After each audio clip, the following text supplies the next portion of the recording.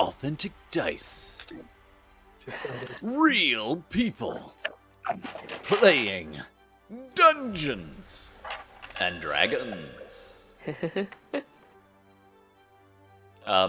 There's no subtlety this time. I dove right in. Okay.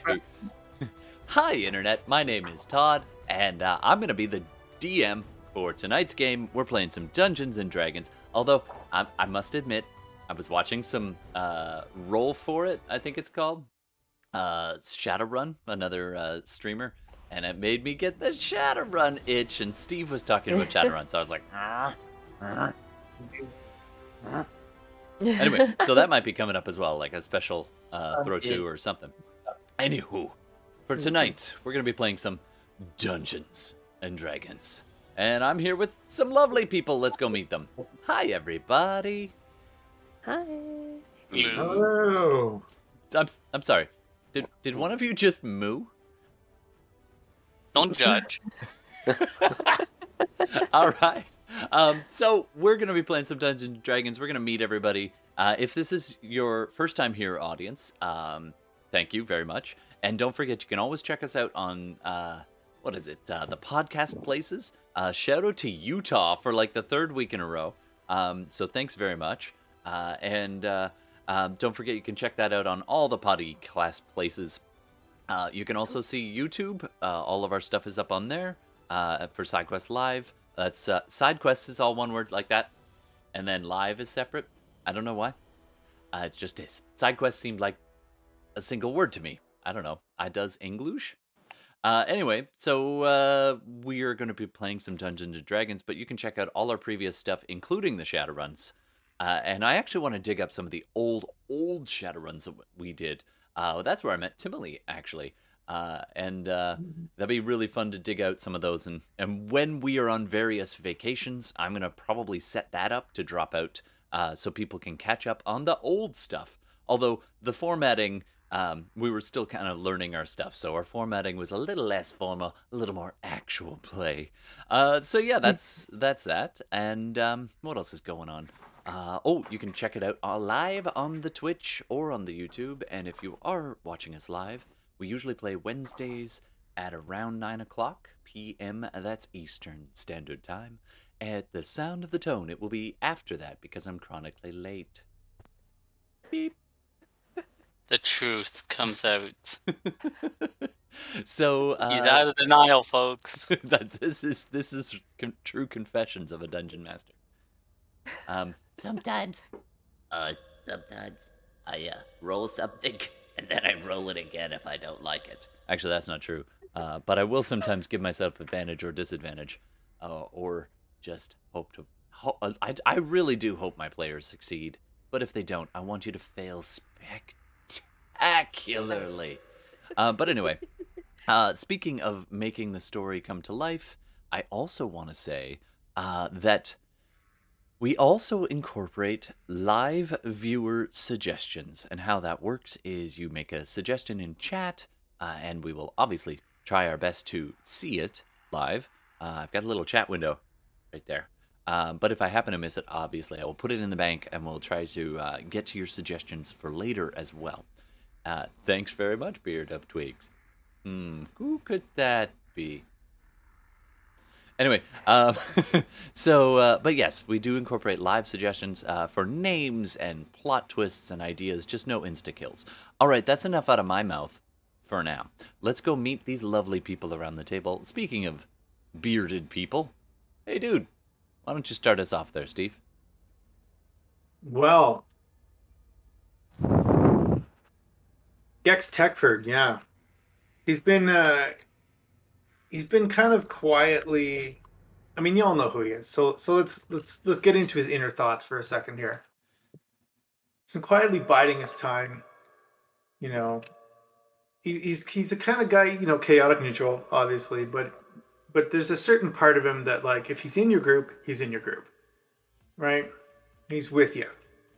But at the same time, he does have an ulterior motive. Now, that ulterior motive may be good for the group. It may put the group at risk. May be terrible for the group. And maybe it's part of a grander scheme, and maybe it's just an itch he's got to scratch. I don't know. It's there, but he's biding his time. Currently Alright. biding his time unconscious on a beach, but you know. Well, everybody's got to have hobbies.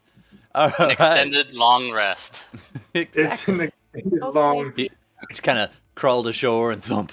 All right. It was a rough night, to be fair. It was a very rough night for everybody. All right. Let's keep going around the horn. Let's go over to let's jump over to Hilda, the other person on the beach. Hi. Also known as played by Tihmily. Oh, so I play Hilda, high school dropout, Dwarf Paladin. Was spectacularly bad rolls last time. Oh my Somehow god, yes. failed onto the beach. You know. Yeah, failed her way up. That's what you did. That's one way to get to the beach. Failing That- your way up it. Absolutely. It is a one way. All right, and so you're a paladin, if I remember correctly, right? Yes. All right, awesome, and a dwarf paladin at that. All right, so let's keep going around the horn, you know, like we do. Let's go and meet our good friend Carl. Hey, well, I for one am happy that Todd remembers our names.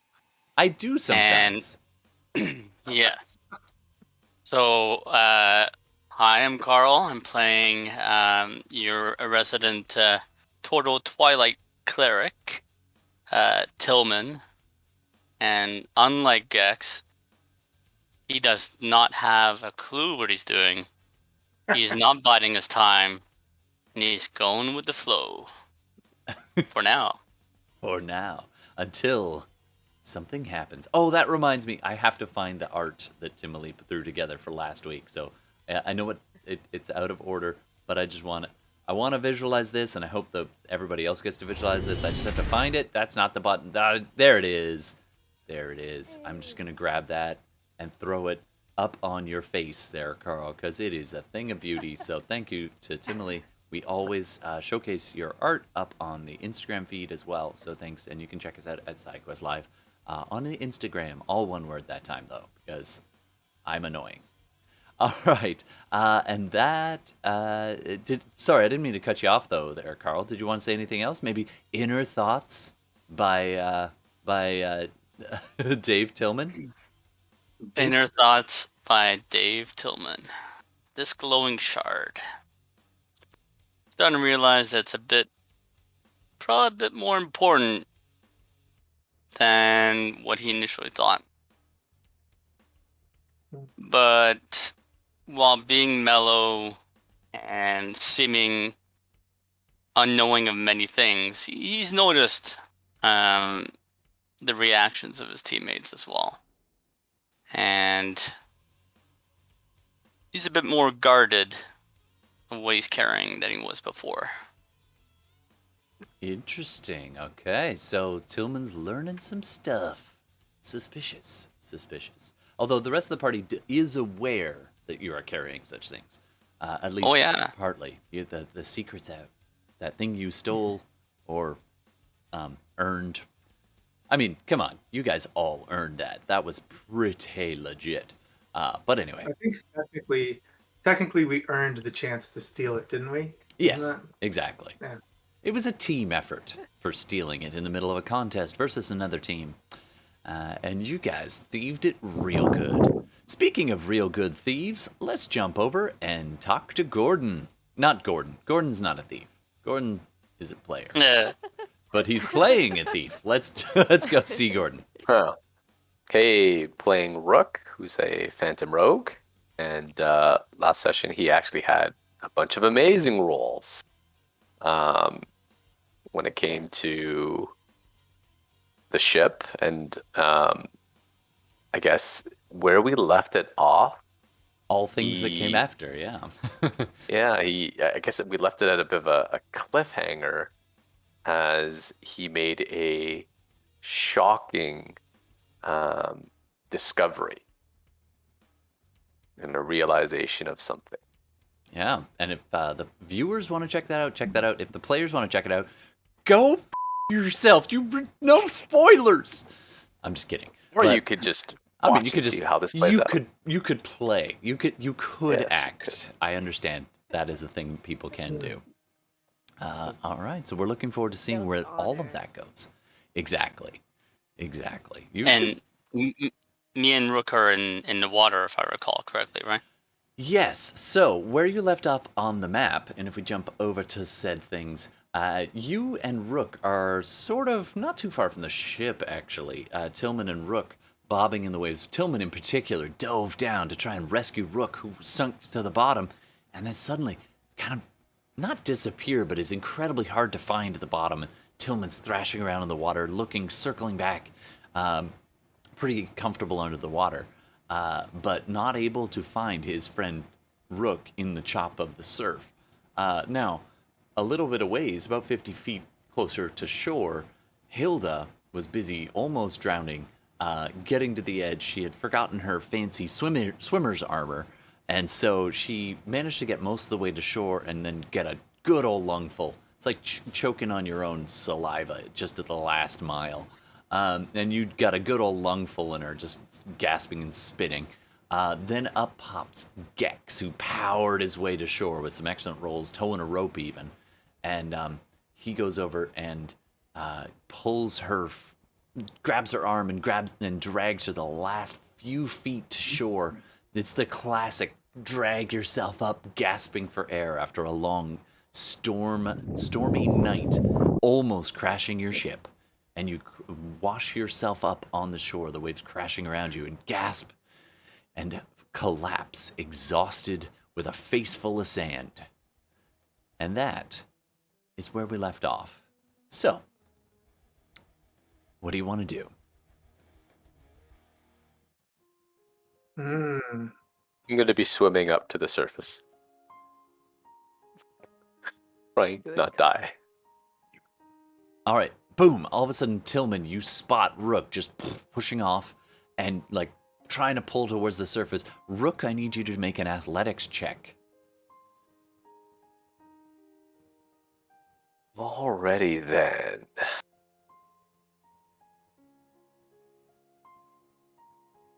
And we start the game off with 10. 10. All right. It is really quite rough weather, and as a result, the waves are crashing around you. You've already held yourself down to the point of taking drowning damage.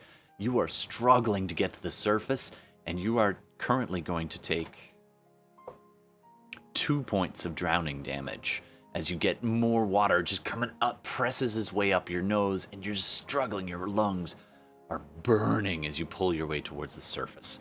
Unfortunately, it doesn't look like you might make it, so I'm going to get you to do a Constitution saving throw, please. Okay. And I know, Internet, this isn't how drowning works, but that's okay. We'll figure it out. 16. 16. Okay, you managed to just clench your throat to stop more water from getting down there. The lungs just instinctively howling, but you managed to get towards that surface as your head. Hold your breath, so you're not officially drowning quite yet. Tillman, you see him coming. This is not turn order, so jump in whenever you want to. You can see him struggling. I'll swim towards him. Nice. You're very close. In fact, you were almost right on top of him when he went by. You turn around. I'm going to get you to do an athletics check for me. Do you have a swim speed as a Tortle? Don't think so. Okay, so I'm going to ask you to do an athletics check at disadvantage, because I'm assuming you're grabbing him and trying to kick towards the surface. Wow. 11. 11. Okay, well, he's basically stops swimming as you're going and starts to almost instinctively, it's almost that panic fight or flight type thing. Rook, go ahead and make an attack roll, please. Oh, wow. Okay.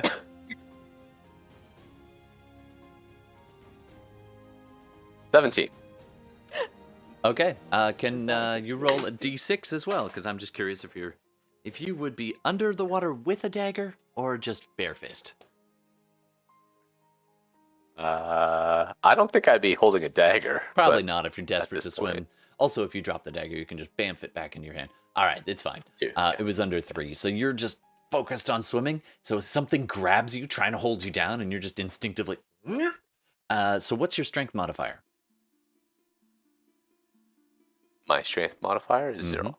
Okay, so you do 1 point of damage to Dave Tillman as you punch him in the mostly shell, just a little bit in the inside of the collarbone, which is actually something that drowning people do. All right, so you're struggling to get towards the surface. Gex, you are barely conscious, looking around on the waves crashing to shore. You can see your ship anchored probably about 100 feet offshore, just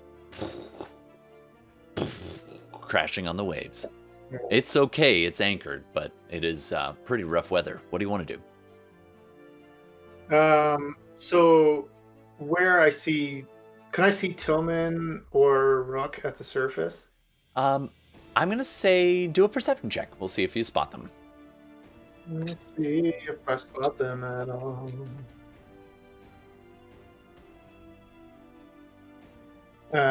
What is my perception modifier? I can never remember my modifiers. So 16. 16. You did very well. However, you didn't manage to spot them. They are technically under the water, and it's lots of waves. You can see the rope that you dropped, kind of just bobbing in the waves a little bit, the hempen rope, leading back to the ship.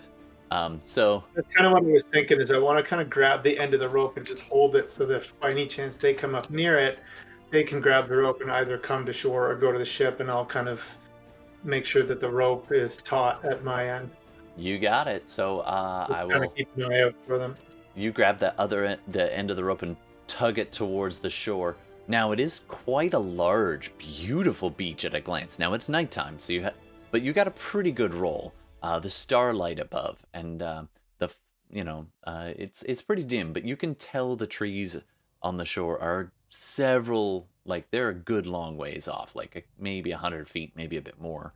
So it's a big expanse of beautiful sand and the waves on the shore. If it wasn't, a storm and a near shipwreck and your friends possibly drowning, it'd be a beautiful sight. But you do have the rope. With his newly acquired naval experience, would Gex have any kind of clue what the tide situation currently is? You can go ahead and do a nature check for me if you want to know. Nature. 16. That's probably good enough. You have a good idea of the tides. Unless this region is weird, you know that just prior to morning will be the high point of tides. And then as morning goes on, it'll start to get lower. So you're pretty close to morning right now. Sorry, reverse that. So right about now would be considered low-ish tide, kind of maybe 3/4 low, and then it'll increase from here during the day, and some of this beach will disappear, probably about half, exactly. But it's hard to tell. Yeah. If I look around at the shoreline, I'm sure I'd be able to observe. Yeah, the little line where some kind of high water mark is, and if it's above us, then my concern is I want to make sure the ship isn't going to beach, right? Or if it's anchored far enough out, if the tide drops. If the tide's already low, I'm not going to worry about it. So where I drew that little line in the sand, about halfway up the beach, is probably maybe not quite that far up. It's a very large sandy beach. That's probably so high tide. Hold on, I'll just move that ever so slightly, if it'll let me. Come on, let me. The racing's not real. There we go. So the high tide point is probably maybe 20 feet behind you right now, and it's probably going to go down about. Yeah, you're about halfway right now. Yeah, so well, the I ship guess should I could be okay. trust the captain not to be stupid and oblivious. That's true.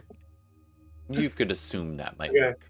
I'll just keep an eye out for the two strange acquaintances who are under the water. All right, so you grab the rope. Hilda, what are you doing? I am, after taking a huge gulp of, I'm assuming salt water. Do a Constitution saving throw for me.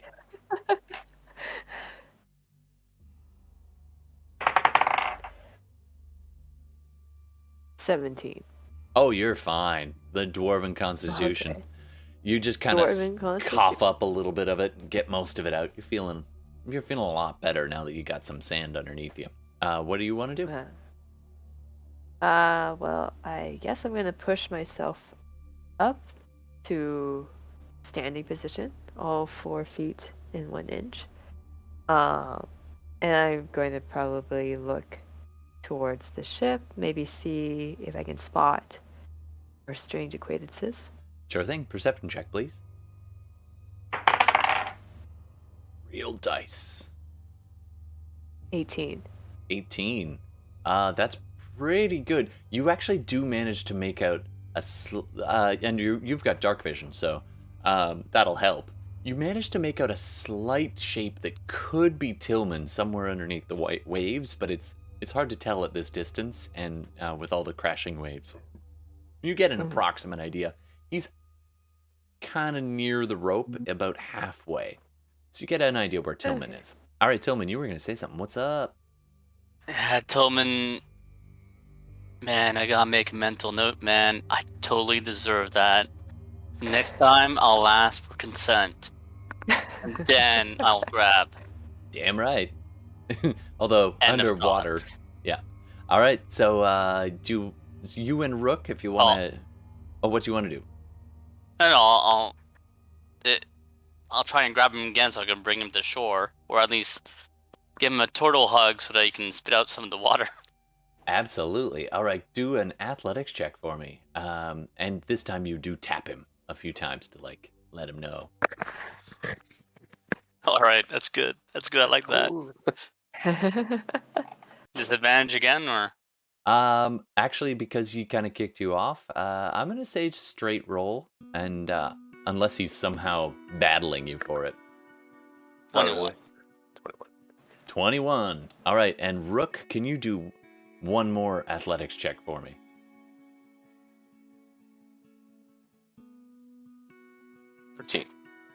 All right, between the two of you, with the 21 really does... You're at least not punching him and pushing him away. He manages to get you under one arm and just heave for the surface. You break through the surface and come up gasping. A few seconds later, you see him on the shore. You see the people on the shore. You see him, and the two of them begin to make their way. And you actually spot the rope after a few seconds. And so it's not a challenge after that because Gex is pulling it tight. You can actually kind of use it to help pull you in the right direction. You still have to kick and all that to stay up, but it's definitely a lot easier. Unless you want to, do you want to head to the shore or to the ship? To the shore. Okay. So you guys go paddling up to the shore and drag yourselves on.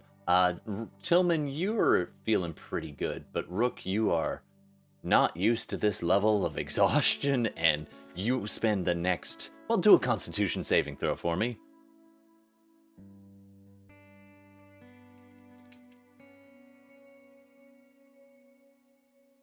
Well. Oof. Okay, 2d6. You spend the next 4 rounds legit vomiting. Like, just... Not dry heaves, because it's very wet heaves. Just all this salt water, just desperately gagging and coughing, and like Tillman's busy patting you on the back. You are all more or less safely ashore on this sandy island somewhere north of the frontier's spin. Okay, welcome ashore. Wow. What do you want to Hey do? guys, as your resident healer, you guys look like shit. So I How don't could know if you you guys, I don't know if you guys want to have a short or long rest. I got some potions and I got some spells I can use. Leave me till last. I'll probably be okay. All right. So, Yeah, I think I'll be okay, Dave. I just would like to get my armor from the ship. Oh, well, like, how are the seas are still rough, or? they're still pretty rough, but you're a pretty strong swimmer. You've got the rope attached, so long as somebody's holding this end of the rope, I'm gonna say it's if you take your time with it, it's a pretty low DC to get back towards the ship. They can throw a ladder down and you can go on up. It'll be a bit of a task, but yeah, that'll work. Okay. Yeah, I'll go get the armor. Sure. Ah, Anything for Hilda. You guys do that, but I mean, what's the plan here? This isn't the island we want to be on, right? No. It actually is. Well, do a navigation check, Rook. Actually, Rook's pretty much gagging and vomiting, so you're not sure. It's like, Oh, before I left, I gave Hilda the 2 remaining potions I have. Oh yeah. So yeah. Anyways, I can offer them. Can I run that navigation check? I mean, you could certainly try. Sure. You're just trying to do some mental math, drawing in the sand. Go ahead and roll survival, or just survival. Or what about water vehicles? I'll lower the DC because you are proficient. Yeah, I'll just throw it. 17. That's pretty good. Now, as you recall from last time, you were making your way, and it was about a day, approximately, north to this island that you wanted to get to. You were making your way in your storm. Or actually, you were doing fine. You went to bed. It was not your shift. You had a good long sleep, and then they roused you in the middle of your, towards the end of your sleep, sometime near morning, and you managed to basically travel for about a good 8 hours before the storm hit. Then you all struggled to keep the ship together during the storm for the better part of an hour, maybe more. So it was about 9-10 hours of travel, and with the heavy winds from the storm, you guys made excellent time. So it could very well be that island. It's hard to tell without confirming. Right. But it's not Varun, obviously. That's kind of my... No, it's not that island. This was the island you were going to beach. Our purpose for coming here was to effect repairs to the ship. So, definitely system damage. Yeah, so I'm gonna go back to the ship because I got to talk to the captain about what the plan for the ship is. Right? Are we gonna beach it or are we gonna try and repair it at anchor? All right. So I'm gonna get you to do an athletics check, but the DC is not too high because of the rope. I'm going to assume Hilda can stay on the shore and heave on the rope and keep it. Right, you give me a low DC and I rolled a 24. Damn. I see All right. that for later. Bank Here's that like- one. You That rope's slowing me actually, you're down. running along the rope to back to the ship. He's just on his back, like pulling the rope, but he's leaving a wake. He's going so quick. Yeah, they lower the rope ladder for you, and you just keep going up the rope that you're already on, all the way up to the. You're like, I don't need that one. You pull yourself onto shore, onto a boat. Behold the old man strength. Nice. It's ropey, is what it is. It's those muscles. They're just. All right, so you jump onto shore, Ropey? and the captain's just like, "Is everyone all right?" Seems to be, Captain. Oh, that was some storm. Yeah, by my calculation, though, I think we ended up at the island we were intending to pause for repairs. So And- what are you thinking? Tammy is not too far behind him. She looks rough, but she did get some healing, so she's kind of bandaged across the chest, mostly a bit across her face. She comes kind of limping up with using a spear actually for a kind of a crutch, not under the arm, but just as a cane. And she comes walking up. I think so. It's a bit hard to tell given the storm, but when it clears, I'll be able to confirm. At least we're out of the worst of it. Well, part of the reason why I asked, Captain, is we seem to be probably at 3/4 of a rising tide. So we need to decide whether we want to pull further in shore in order to beach the ship while it's when the low tide hits, or do we want to try to effect repairs at anchor? Well, My thought is for you to consider is we could scrape the hull and kill two birds with one stone, thus allowing us an extra couple of knots at high speed. Absolutely. However, let's wait till the storm breaks. Let's also hope. Let's also hope that our anchors hold. Oh, All right. So you've confirmed with them. The captain does agree. Like, it sounds like a good idea to at least partially beach it, so that they can kind of get up onto that side and make sure everything's watertight underneath, on the one side where the damage was. However, not during rough weather. So you guys have the night. Do you want to spend it on the boat or on the shore? Well, morning, really. It's a couple hours until the storm looks like it'll break. it is. Is Rook still vomiting? He's managed to stop vomiting, but he is exhausted. And you actually take a point you of like- exhaustion. Would you like a healing potion? Dave left me 2 bottles. From my med school expertise, I can discern that one seems to be of a healing variety. I thank you, but I have my own healing potions. Okay. I think I'm probably just gonna get some rest. So, So glad you're okay. I jumped in trying to help you. Yeah. I thought I was going to be washed out to sea. Who knew? Thank Todd. you.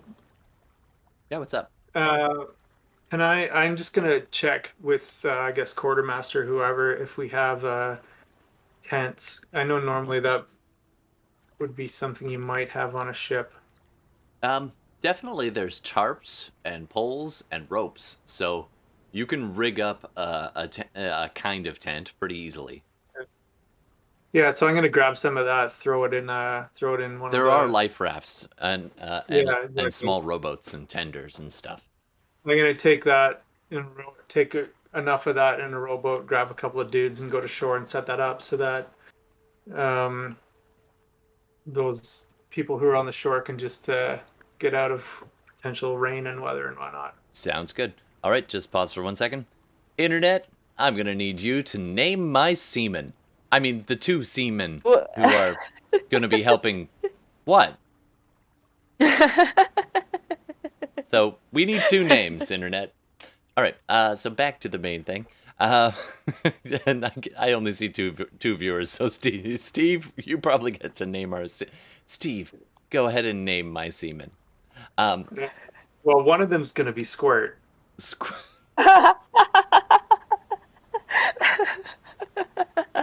That tracks. Yeah.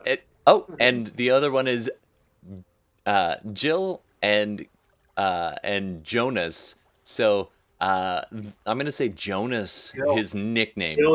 Gil. I'm sorry. Gil is nicknamed Squirt, and Jonas will have a nickname that we will add later. Thank you, Old Mustang Farts Gaming. Thank you, Old Musty Farts. Thank you. This is what I live for. We're legit. All right, thank We're you, legit. Gil and Jonas, and one of them is nicknamed Squirt. All right, so you take the tender to shore. You manage to pull up, even between the 3 of you, you manage to wrestle it through the waves without it capsizing. However, if you were going much further in distance, there'd be some rolling involved. But you do manage to get to shore and pull out and set up a basic camp. And I'm imagining somebody's going to try to get a fire going, right? I got this. Yeah, and I'm gonna just take a sleep. Healing. Ooh, Tillman. Boy Scout was definitely... Jonas is Skipper, and Gil is Gilligan. Nice. I love it. And I think that what that means is they have a nickname for Gex, and they call him Squirt. Because we got to use that one. Call the Goliath squirt. Yes, That is. that makes sense. That tracks. Yeah, that All right. tracks. All right, so you guys kind of move a little bit away from the shore. You can go and look around the tree line if you want. It looks like the shore goes hundreds of feet in both directions. At least Tillman's crazy level of 300 feet of dark vision. You can see really well that the beach extends at least 300 feet in both directions. This massive white sand beach, although it's at night. And the tree line is probably a good 80 feet away. And you kind of set up one of these tents, weigh it down with rocks and pitons? Pittons? What do we say?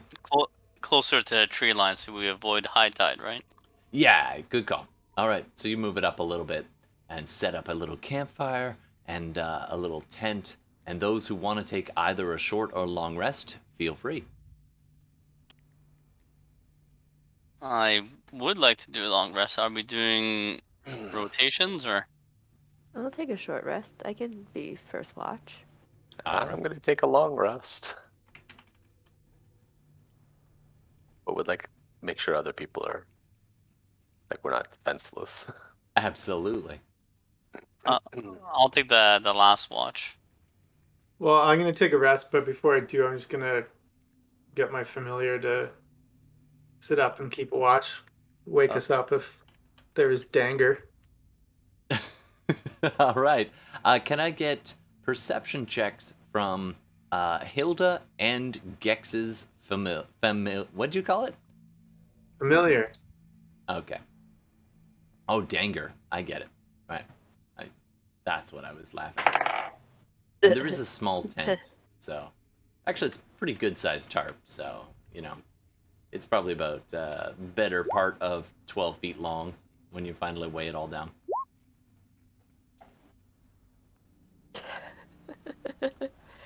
Oh, boy. Oh, Hilda. Oh, Hilda, God. no. Oh my God. You don't know what's going on. So, for those listening at home, Hilda has rolled 5. A glorious 5. And Gex's familiar pulled off a 14. All right, so Hilda, you're sitting there and just the rhythmic sounds of the waves and the beautiful night as the storm slowly subsides and the sun's come up now, and this beautiful sunrise just brings you this sense of peace and safety, and your eyes begin to droop and you nod off. Everybody else is currently sleeping except for Gex's familiar, and your familiar's a sea eagle, if I remember correctly, yeah? Apparently, it is a sea eagle. All right. And so the sea eagle is busy perched, kind of up on the one of the supports for the tent, crossbeam type thing, and just looking in all directions. And the first watch passes without incident.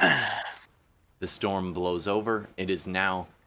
It started out as a gray day, but now it's beginning to become lighter and brighter, and then finally the sun peeks through the dark clouds, and then it begins to blow away, and you're left with this beautiful, it's about 10 o'clock, beautiful sunny day begins to make itself known.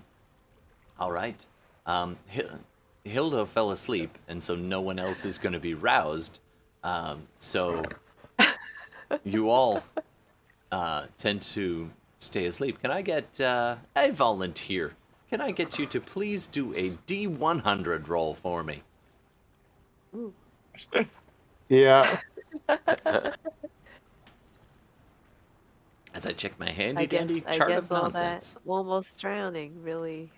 Do you guys took want Hilda out. Hilda to roll for you? 3 comes up with a 3. 3%.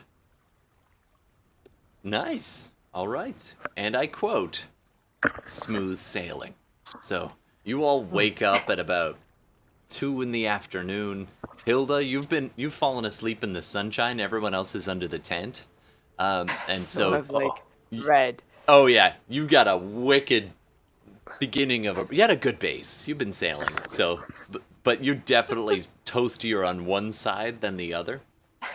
And It you kind matches my hair. come to as this seagull starts pecking at your foot. usually, and then the eagle kind of hops down and screeches at it. Give us a screech there, Gex. Yeah.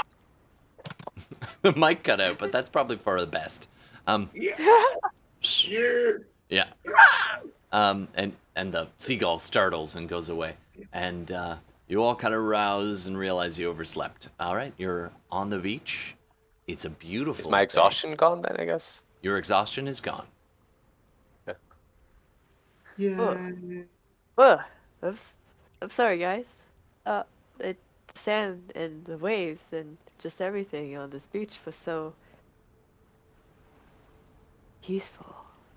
I must have fallen asleep. Yeah, I'm surprised I sleep that long at my age. Oh yeah, I get up at the crack of dawn. You got to run and pee as you're saying that line. Pretty much.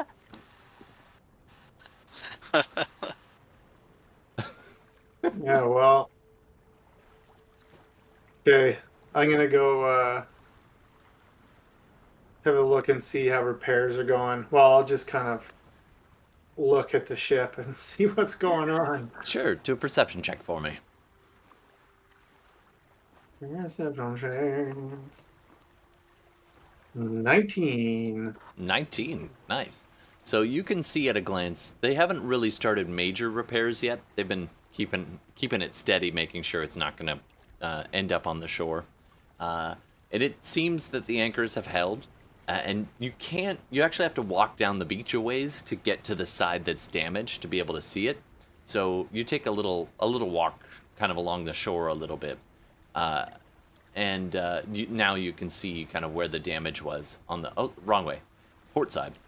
And so you can see they've got the basic boards and tar in place. So it's got like a waist high kind of railing thing going on. It's like a little Juliet balcony in the side of the ship where the octopi had just torn into it.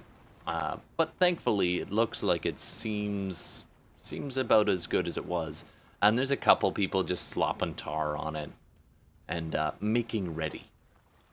Okay, I'm gonna tell the two lackeys, Gilly and Skippy, and Gilly, get yourselves in that boat, back to that ship. You're gonna get a couple of saws, a couple of axes.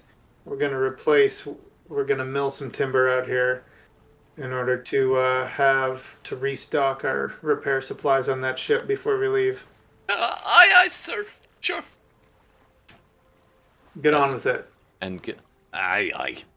And they both go off to find their they kind of pull themselves along and half paddle, half pull themselves back to the ship, grab the tools he requested, and start making their way back. Meanwhile, what does everyone else want to do? Well, I'm just gonna check I don't want to stray too far, but I want to check the surroundings. Like, where are we? Is there anything, any danger imminently close by now that it's sunrise? Sure. That was going to be the next thing I said. I was going to suggest who wants to go for a stroll. So, I think I was going to check to see if there was food that we could find. Yeah, fresh water and food. That's stuff all. like that. So I think not going alone. I think there should at least be two or three of us just to. Well, why don't we say, unless Tillman has other ideas, maybe the three of you go and do that while Gex is directing. All right. So can I get either two of you to roll? Actually, why the hell not? Let's do all three of you. Do a perception check. Polly, get off my desk. Do you perceive? Not very well. Ooh, 18! Hey! Ooh, Tillman, look at that. Huh? Oh my god. Hey, Polly, you're I guess- my lucky charm. The kitty cat rolled that one, didn't it? Yeah, it wasn't me. All right. So 18, 13 for Tillman, and 11 for Rook. Not too great. Except Hilda did all right. So you're looking particularly for food. There's quite a difference of various trees on this island. Some of them are kind of taller than others. There's some lower palms, and you can actually see some bananas and some coconuts. You're kind of just keeping your eye open for any streams or anything, and you haven't found that yet, either Dave or Rook. You're just kind of keeping your eyes and ears open. And after I'll a little be while... right back. Sorry. Yeah, no worries. And after a little while, Hilda, you actually, probably a good, I don't know, couple, maybe 100 feet, maybe 200 feet further down the beach, but right at the tree line, you can see there's a cluster of, like, coconut trees, and a bunch of them have already fallen down. And so it's easy pickings for some coconuts. Hey, I see. Are coconuts like a common thing in D&D? Like with Hilda? Yeah, you With probably... her experience. Okay. Roll a Hey, history. I'm curious. Roll a history or nature check to see if Hilda knows what a coconut is. So if it was a nature check, that'd be an 18. But if it was a history check, it would be a 21. Oh, you've read about these. Oh, I've read about. I know. Yeah. I know. It's I know standard how they would dwarf cultivate. survival training for those underground palm trees. Coconut trees? No, but you definitely have heard about coconuts, and you've heard about people eating the flesh of the coconuts, cracking them open using rocks or tools. You're familiar with coconuts. In fact, you turn one over and you're like,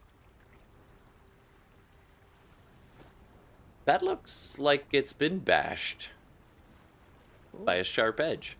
Didn't quite get all the way through, but this one has been smashed on something.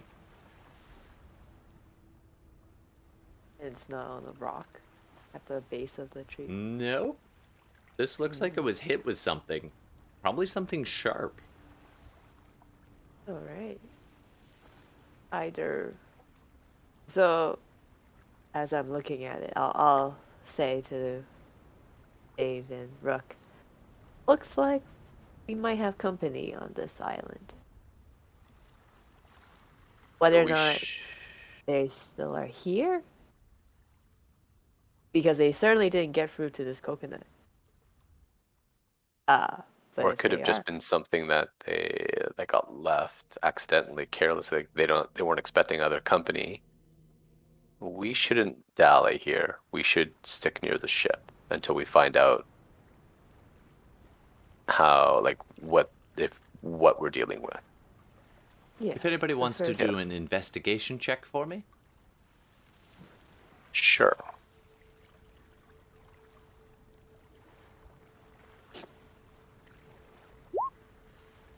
$13. Oh, There's... Tillman okay. with a 15. Oh, nice. All right.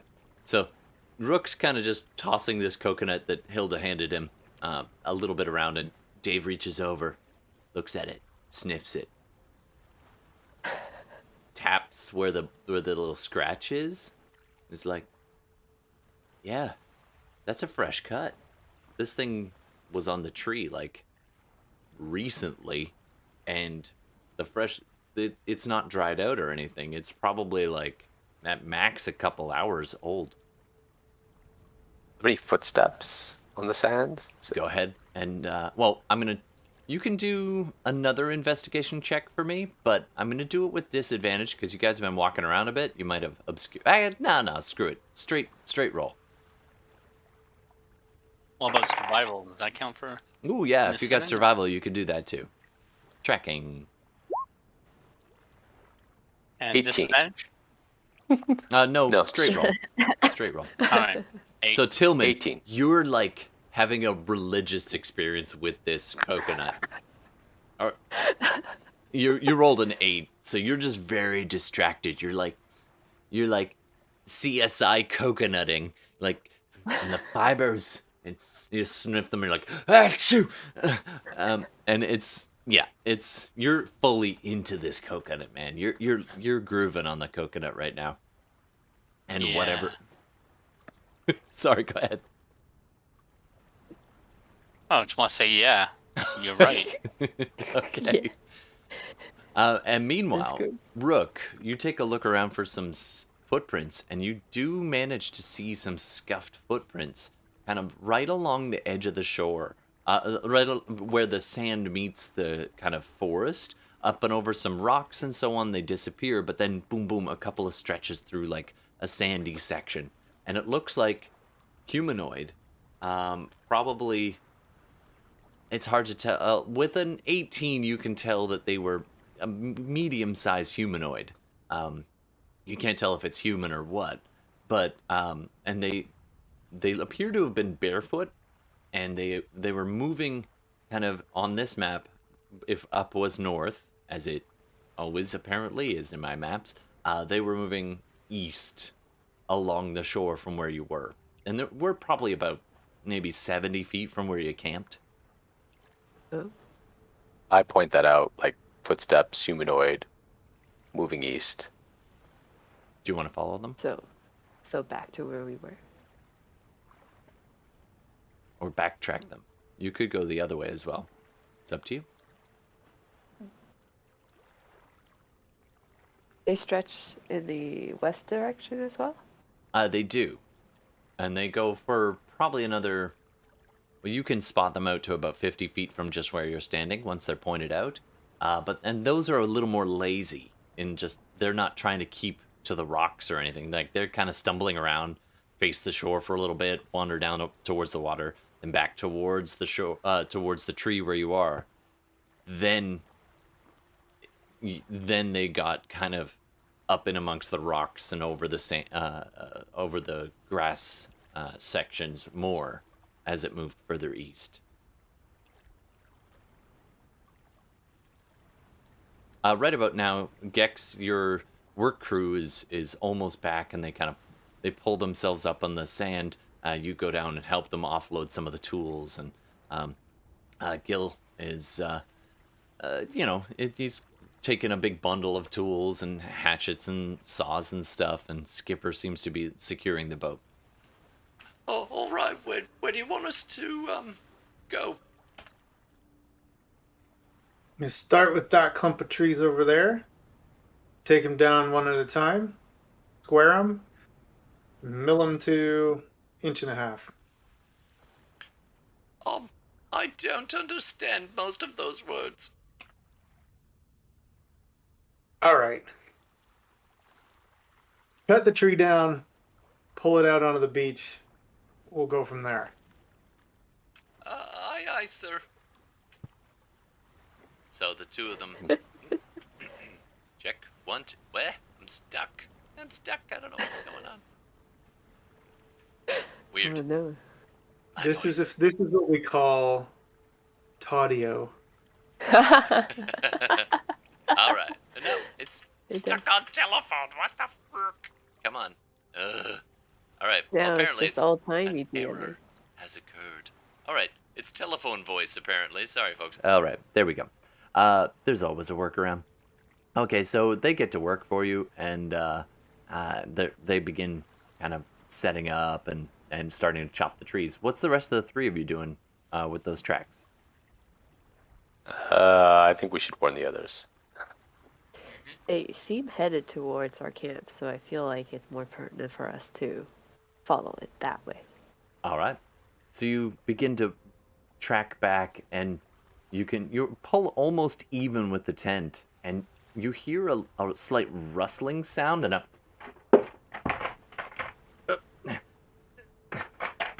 something is banging around in the back of the tent. In our tent. Yeah, Inside our tent. seems like it. Oh. You guys are only about 10 feet away at this point. I reach with my halberd and just lift the flap. Nice. Do a perception check, everybody. Gex too, but you'll be able to, seeing different things at a further distance. Oof. That's a 7. 15. 30 Okay. And Gex got a 17. All right. So you lift the flap, and you see somebody was kind of messing around with one of the rucksacks, but it's all just still now. It's a little bit pulled apart, but it's all just still and quiet. You can see out the other end of the tent, and it's just, you can see the ocean, and the sun and the waves, but through the little flap in the tent. But otherwise, it appears to be empty. Now, Gex, you're a little bit further away right now, so you don't see any of that. You kind of track where they are vaguely, and you're kind of keeping an eye on the crew that's doing some of the lumbering. Sorry, I have to do this. Just 1 second. I wanted to be a lumberjack. Okay, that's all. Being from tree to I'm wearing tree. So, you're not seeing that, but Gex, you do think there is a bit of a darker section out, kind of almost even with the ship, but well off to the east, like well off to the east, probably a good couple 100 feet. You see a slightly darker, almost like a maybe it's some kind of manatee or some kind of really like a school of fish or something, but you can spot in the waves there is something off in the water down that way. It's good 200-300 feet away from where you are right now, though. I'm gonna start heading that way, but command my familiar to. Actually, no. I'm gonna ward with it because I can do that. Nice. So you just I'm close gonna your sit eyes on a and then closed open them, eye, yeah, and and you've just got white fly. cataracts, right? Just boom, and Yeah. and your eyes instead open from this eagle, and it flies off one of the trees that had been sitting near, and goes around. Do a perception check on behalf of your familiar, but you do have advantage because eagles have advantage on such things.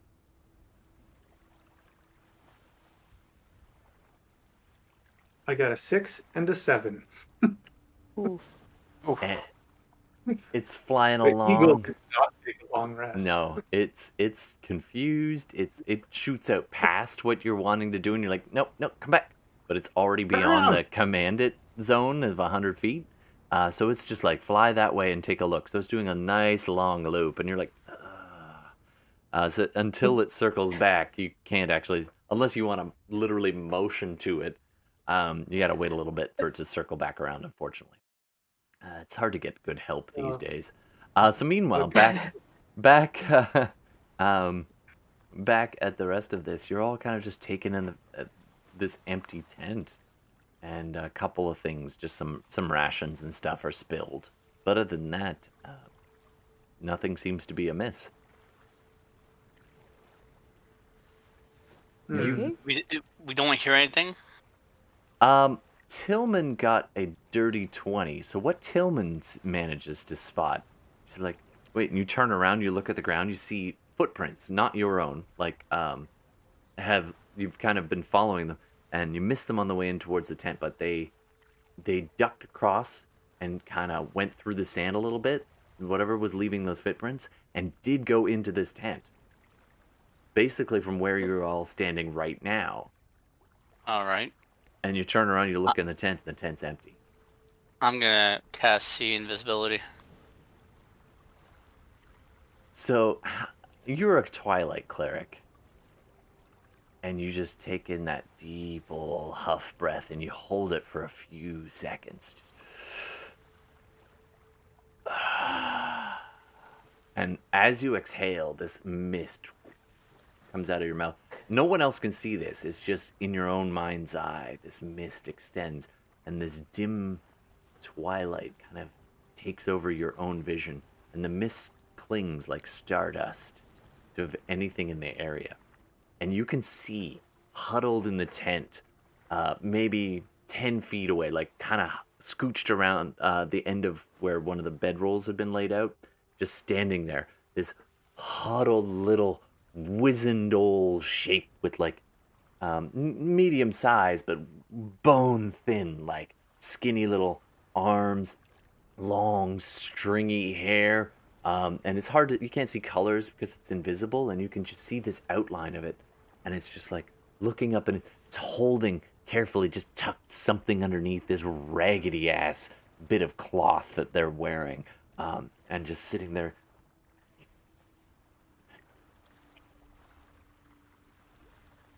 Do I sense any fear or It seems like, apprehension? oh yeah, he's nervous, Evil? and he sees what, I don't know if I can describe it as evil, but he's seeing the three of you, and his eyes are flicking back and forth. You also see these pointed ears sticking out of this unkempt, long, stringy ear.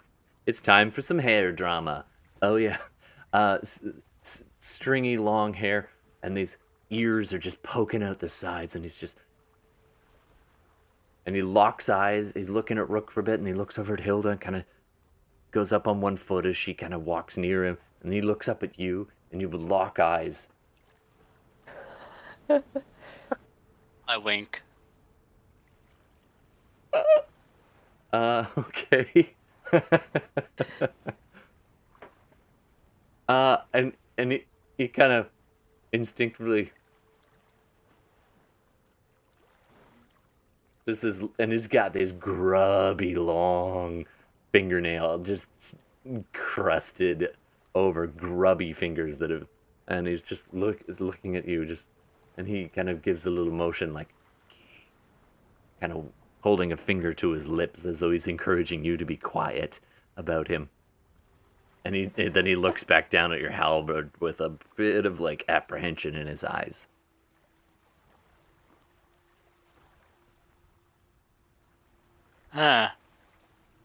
Well, what would Tillman do?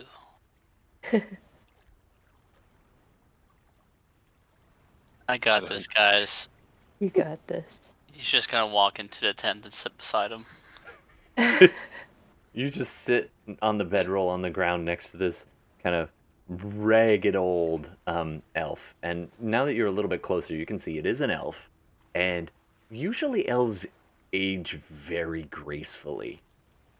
This is the exception to the rule. This is an elf that was dragged out, left wet overnight. He smells of mold and mildew and body odor. And in fact, that's the thing that most of you that's the thing that most of you pick up, is like a scent in the air, almost like old fish and like BO and just unkempt. And this guy has been rough, and he's got weather-worn skin. He's wearing old mice. Yeah, pretty much. Old mice. Yeah, old mice. And he's even got like stitched together, rough-hewn armor, but it's like hides, but it's rags. And he's just sitting there. You do catch that he's armed. He's got a blade of some kind on his back, on like a kind of rough rope, maybe even just twisted vines. And he's just hanging out there looking at you. Oh yeah, fish BO is the worst, Steve. You are more than welcome to say that out loud. That is canon. So, I didn't share that with the party, so I'm just, hey man, my name's Tillman. So Happening, weird to man. tell. What are you talking to? What's going on? What's that smell? Dave, did you fart? Oh yeah, turtle farts, man. I'm not there. Portal never reveals. His secrets? His toots?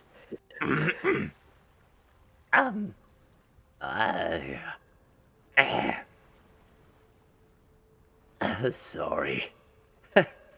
And then slowly this image just fades, and it falls off of him, almost like waves washing away, just down his body, and the spell fades of invisibility on him, and he's left standing there exposed for you all to see, and his bare feet kind of crunching in the sand, just nervously rolling his toes.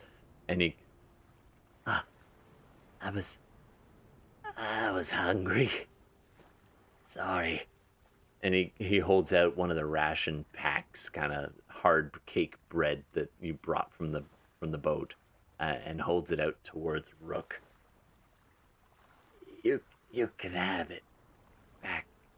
Yeah, I'll just go. Hey man, it's the rush. I'm not upset. Uh, What's your name, man? are you alone here? Yeah, you didn't seem to No. make way with the coconut. Oh, thank you. You found my coconut. Thank you. Ooh. And he sits down cross-legged, almost like out of muscle memory, and gets out and it's like, oh, sorry. And he pulls out his blade, and it's a scimitar. It's been worn and then resharpened on rocks, and worn and resharpened. The tip is kind of broken, and he puts it between his feet, and as he sits cross-legged and holds it between the bottoms of his feet, just really tightly. He's like, I'm not alone. No, here. And he starts pounding down the coconut on the blade of his scimitar, and eventually cracks it open. And then licking his hand from the coconut juice, and he offers one over back to Hilda. The other half, there's a little bit of juice left, and certainly quite a bit of flesh. Oh, The coconut's not his. I consider it a peace offering.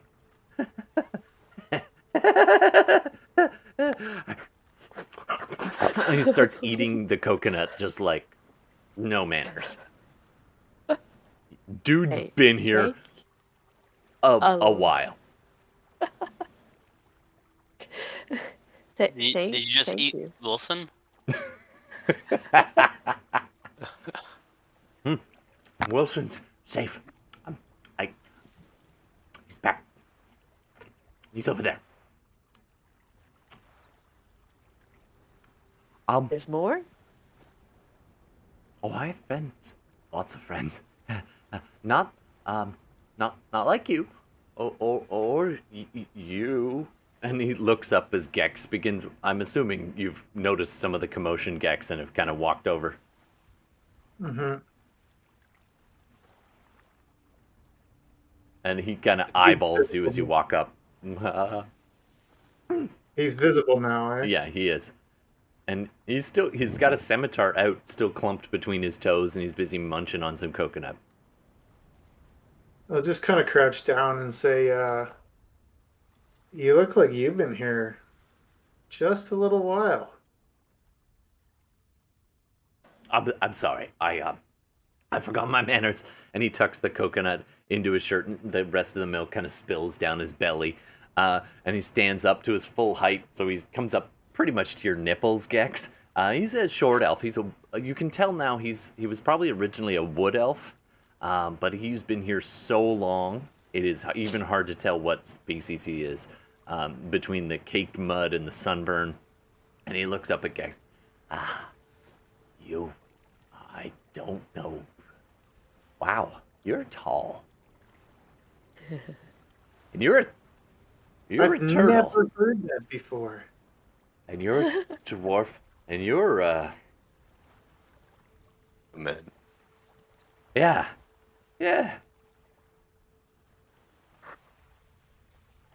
Are you real?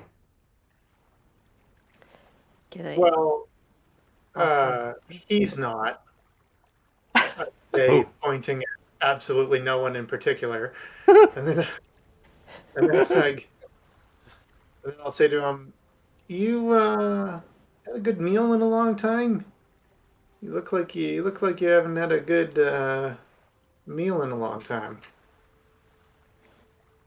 It has been some time since I have dined on anything except fish and coconut and some fruit. Don't eat the red ones. They give you the shits. Oh, Yeah. okay. So how No. long have you been here? Do you know? I don't. Alrighty then. We don't get What's your many. name? My name. Ooh, I knew this was gonna come up. But now this is him, not me as the DM. I know his name. Sure. You. However, the DM is going to look this up. Oh, So I get shit. this right. You wrote it down. My name is Verera Yuel Delva Turin Delfal. Righty. I'm gonna call you Jerry. And how did you come to be on this island? I washed ashore. Refuse on the shore. I came up like a piece From of what? driftwood. I think it was a ship. I think it was a ship in the sky. Yes. Really. What year is it? That's a good question. And let's say you guys know naturally it's 1084. Okay. Since something. And that's actually it. Since something. 1084 since something. Now that's the human calendar. It's generally if anybody speaks Elvish, you might know the Elven calendar. All right, Nope. in Elvish, it's something more like 12,284. So 12,284 in Elvish years. Jerry, before I answer that, you tell me what year it was when you left port.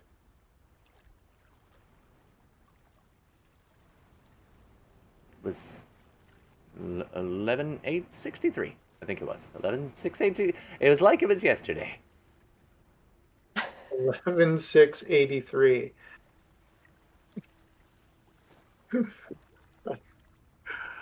Do what you will with that, Rook. It's 12,284.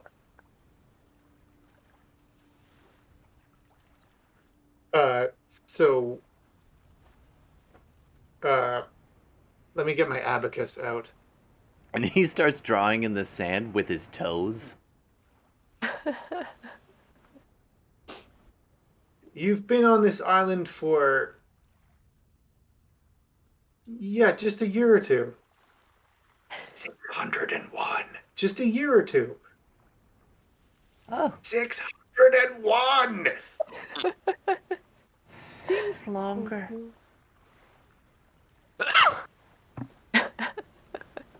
Many moons. It felt like I think I counted more moons than. We should check my cave. I used to keep a calendar on the cave wall. I haven't been there in a while. I don't want to see that. Oh, really? But this time of year. It would be better if we waited about a month and a half. We could. How good are you at running? Well, Oh, it varies. fantastic. Why? We could probably go down then. Probably. Now I feel like I also more and less want to see it at the same time. All right, well, just let me know. Are you serious about the meal though? Oh yeah. Oh god! And he just grabs the hard cake and just tears it open with his teeth, and you see a couple of them are already broken in like broken teeth there. He starts just gnawing on it. He didn't just break his teeth; they were long, pretty broken. Just gnawing on it.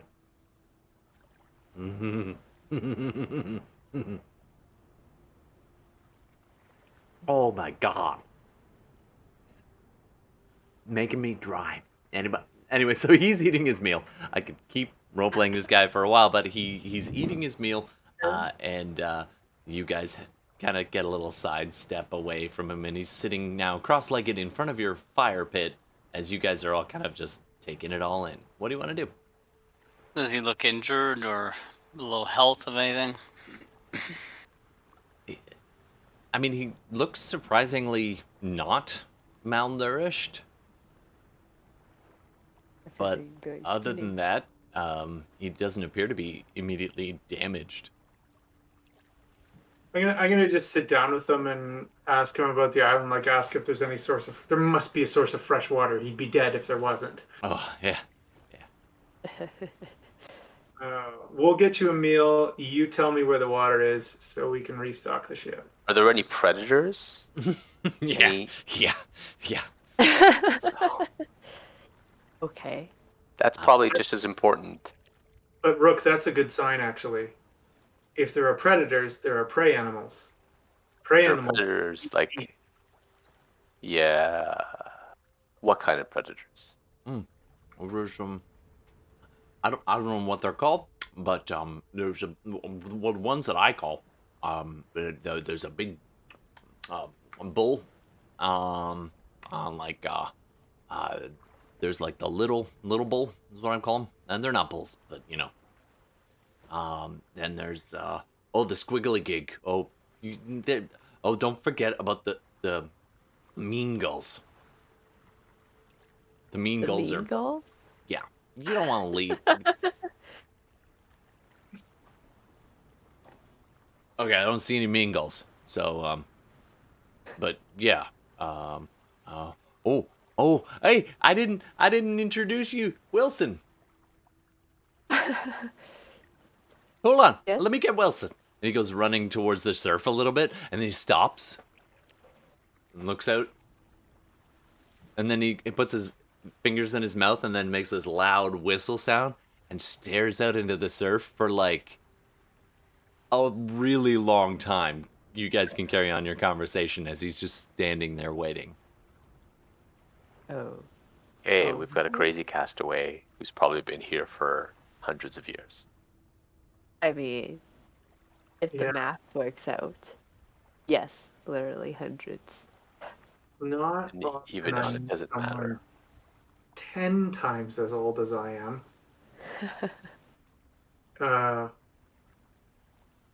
As weird as this might sound, He's old for an elf.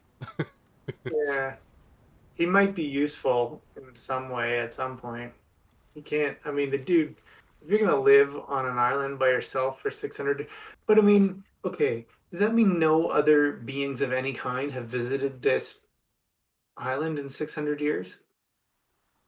But Like, it Maybe might they have have not and they known missed him. him, right? Yeah. Like, that's possible. seems kind of crazy, and he's invisible.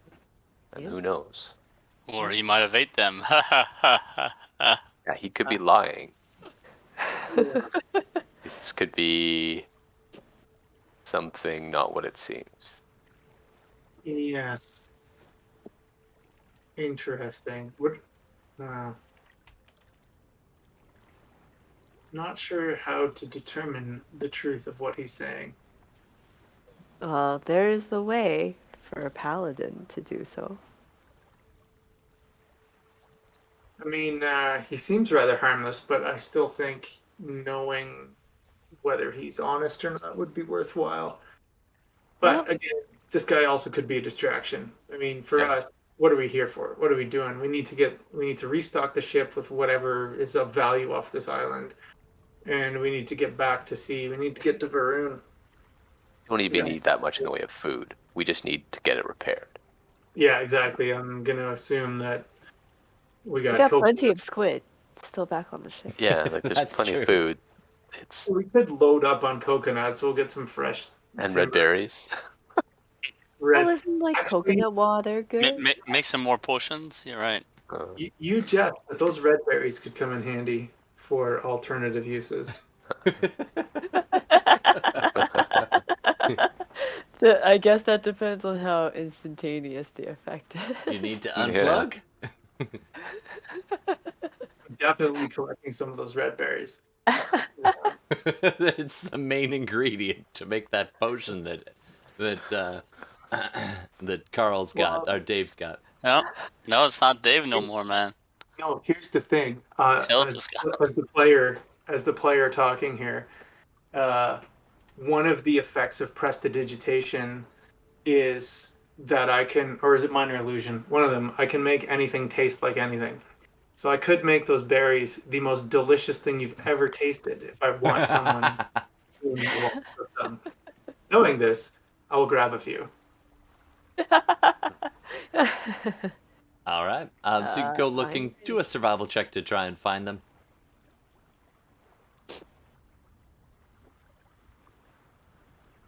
Yes.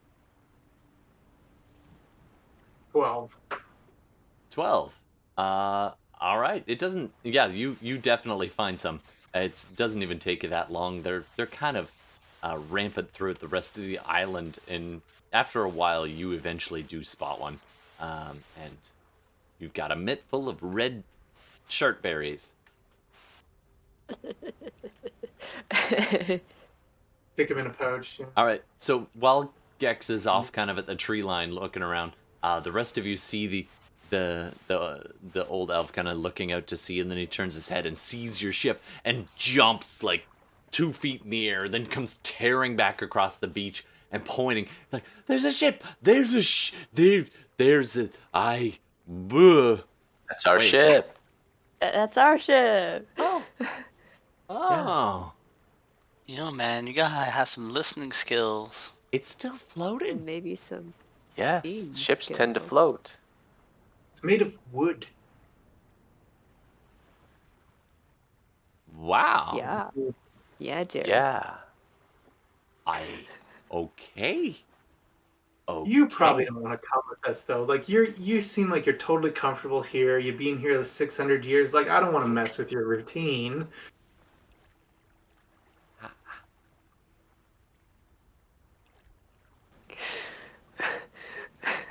Wilson, come on. And he points and back to the shore, and at this point, you see this 4-foot tall, long neck out of the water, and this long, wide body paddling thing, like 4 flippers, this fat body that's probably a good 8 feet long and about 2 feet, maybe 3 feet wide, and these long flippers as it pulls itself up. Whoop! I just apparently left the game. Pulls itself up onto shore, and you can all see this long-necked, Nessie-looking creature pulling itself up onto the shore. And Wilson goes tearing, not Wilson, Jerry, as you're calling him, goes tearing down towards the water, towards this monstrosity that's pulling itself up out of the waves. What do you want to do? That's Wilson. And he grabs the thing and nuzzles its head to head, and Aw. See, we can't take him from this island. I won't lie, I was not expecting this Wilson. Well, volleyball hasn't been invented yet, man. Coconuts, though. Coconuts. Yeah, it's true. Just a blood-splattered coconut. So this thing goes... It's like a really long-necked sea lion with razor-sharp teeth, and it nuzzles him back and comes kind of hobbling up onto the shore, flippers pounding against the... It's almost like a really weird sea turtle. Plesiosaur, I think is the term. And the rest of you are just watching this display, and then he turns to all of you. Wilson? I think that's in common. No, I know what you were called. They call you Wilson. I'll still call you that. It's okay. And he kind of nuzzled it again and turns to you. Hi everyone. This is, and he says this long sound that's like.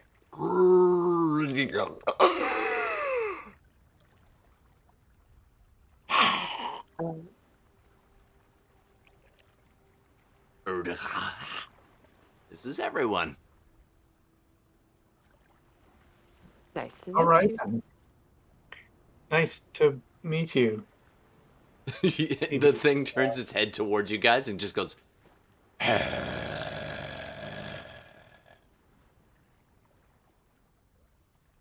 Coconut? You offered a coconut? All right, I need you to do dexterity saving throw. I'm not getting into that. Oof, that's a 10. You needed a 10. It wasn't that hard. And you reach out, and its hand closes, and you can feel these pretty sharp teeth just start scraping against your fingers. And at the same moment, Jerry, as you're calling him, kind of slaps your arm down, and the coconut half falls, and it kind of catches it, and the coconut is gone, and you do have this scrape on your hand, but it didn't break skin. And Okay. and Jerry's like, ha, yeah, you gotta flat hand. You gotta keep your hand flat. And, and it's that moment you do realize he is missing one of his fingers. Ah, okay. Good Wilson. Good Wilson. And he's petting ahead. All right, so you guys, what do you want to know about the island? What do you want to? Generally, how large is it? Dangers? Anything of interest? Any precious stuff? Otherwise, anything else that's actually real? Like people or things? Anybody Wilson's that good. might have come Okay. before. Yeah. That too. Good job. Anything else to add to the list? And then we'll do some rolls, see how well you can get that out of him. Should I cast Stone the Truth? Just- Yeah. Also, if he's lying, Sure. if this is any type of deception, so I can also do detect thoughts. Ooh. All right.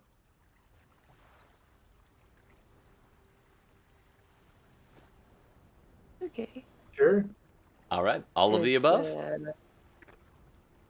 Okay. Let's do a couple of charisma saving throws here. Oof. Nope. And anybody else in a 15-foot radius, I think it is, needs to do a charisma saving throw.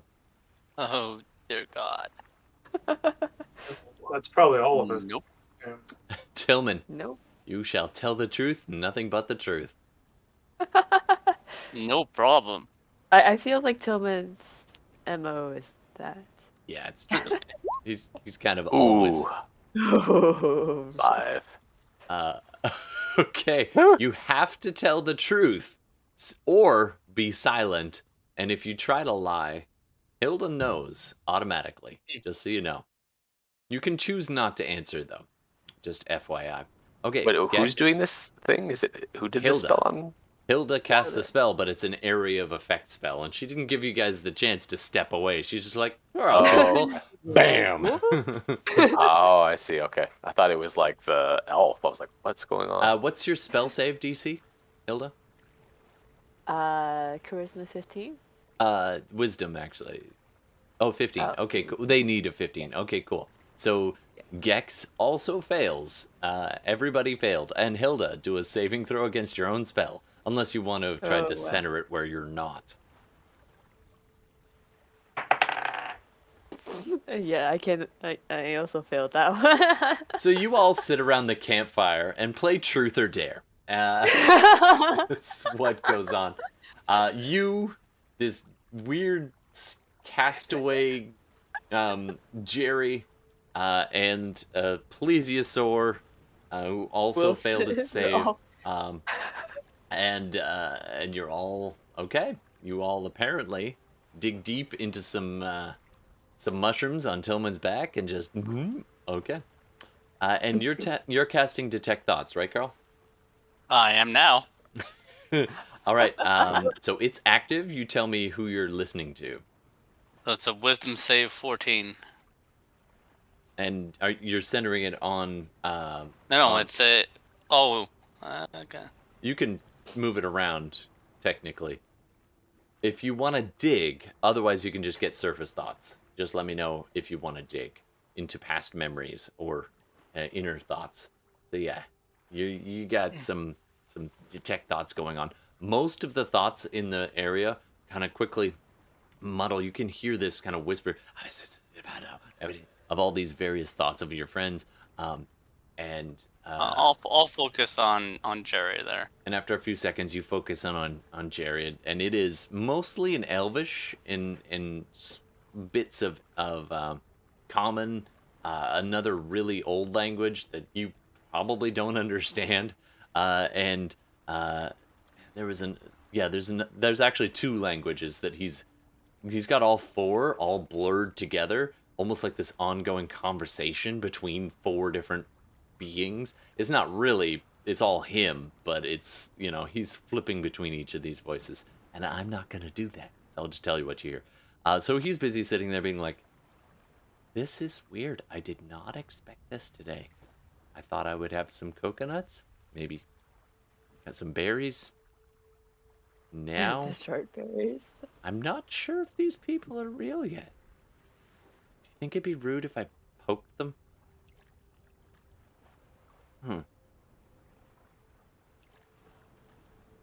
Huh. That's Oh, what you he got is on this. curious. Do you want to dive into the guy's memories? Or do you want to wait a bit? Okay. So he rolled a 4 on his saving throw. So that max is something like a 10, actually, off that. You dive into his memories, and there is this super long stretch, but not that long, of like flashes of memory. What are you kind of digging for? Is there anything in particular? I would say in the recent memory thing, more thoughts would be, does he remember any previous visitors to the island? Yes, there have been several over the years. Not for some time now, probably the better part of maybe 70 or 80 moon cycles. Moons are about once a month, like full moon. Maybe longer, maybe 100, 120 moons. But yeah, there was some pirates, and you get a quick flash of like pirates coming through, and they went onto the shore, and he avoided most of the time. Saw them dragging some stuff, and like they killed a few people, and just left them in the sand to be eaten by the mean gulls, and then the rest of the time, and actually some of the other pirates end up getting killed by some of the mean bulls, as he's nicknamed them. And you get these flashes of these strange reptilian creatures chasing down these kind of leather-wearing, pirate-looking people, and they eventually fled back to their boat and took off.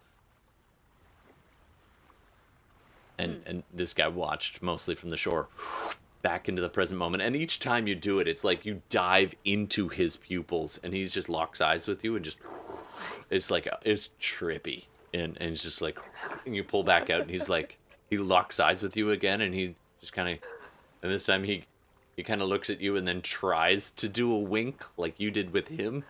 Like he's like, he knows you're doing this, but it's okay. He's like, He hasn't used those pupils are facial just muscles. all right. Yeah. Anyone else want to? You can dive again in a minute, but does anybody else want to do anything? Oh, Hilda casted a spell? Yeah. to Okay. make to ensure that I guess everybody says the truth, but I was mostly wanting Jerry to answer the questions truthfully. So you kind of grabbed at your holy symbol, or whether it's emblazoned on a shield or your crest or a necklace. I don't know what it is. What does it look like? Or you're a dwarven paladin. I am a Dwarven Paladin. I would say it would be like a hanging pendant of some sort. Nice. that It's I keep probably a tucked. forge, like a hammer Yeah. type, with I a would say, crest, like a maker kind of to- deity.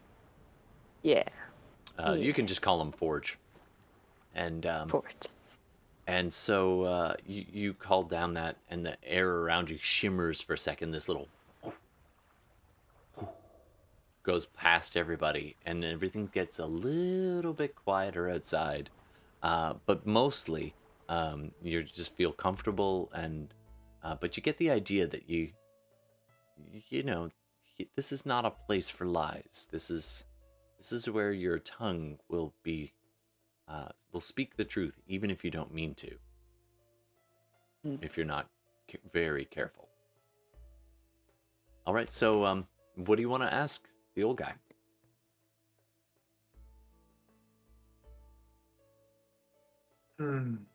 That is a very powerful mushroom that you gave me, Mr. Tillman.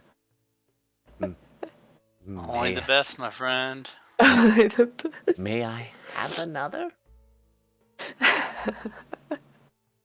A little later, man. I love that Dave said only the best, so it means like truthfully, he grows the best mushroom. Homegrown, man. Homegrown. That's the way. And I'll give you one later. They're pretty potent, man. All right. Anybody want to ask the get at anything? He's sharing and talking, and as Tillman digs out these memories, it's almost like he's remembered, and he kind of runs at the mouth. And so you're all vaguely aware of what Tillman's dug up about the pirates and these strange reptilian, really big creatures. And the plesiosaur kind of nudges his leg, and he's like, gives him a little nibble of something, and then and he kind of pulls at his tongue, like literally grabs it and pulls it out a little, and like pokes it, and then lets go of his own tongue for a second, and then just go. He's cast a spell, speak with animals, and so he's able to speak with this thing, and it goes back into the ocean. He was getting hungry, so I'll just send him. I got some questions I can ask him. I'll ask him if we were to invite you onto the ship to leave the island, would you want to come? Part of me does. I'm not gonna lie. I'm curious. It's been a long time since I left, and part of me loves this island, and it takes care of me, and I take care of it. Mm-hmm. And honestly, the thought of a ship kind of scares the crap out of me. Last time I went on a ship, it didn't go so good. The way you said that makes me think you have left this island and then come back. Is that the case? No, since I came here, I have almost always been here. I left briefly once on a raft. I'm not even sure if it was this island. I was on an island. It looked a little different, but maybe this island's about 2.5 miles edge to edge. But there's all kinds of nooks and crannies, and as you can see, there's the mountainous, kind of a hilly region up there, in amongst that. Over there's my, but this time of year, there's some creatures that migrate up there. You don't want to mess with those guys. They're the mean bulls, and they will just f you up. Pardon my Elvish. Okay, I believe you. So,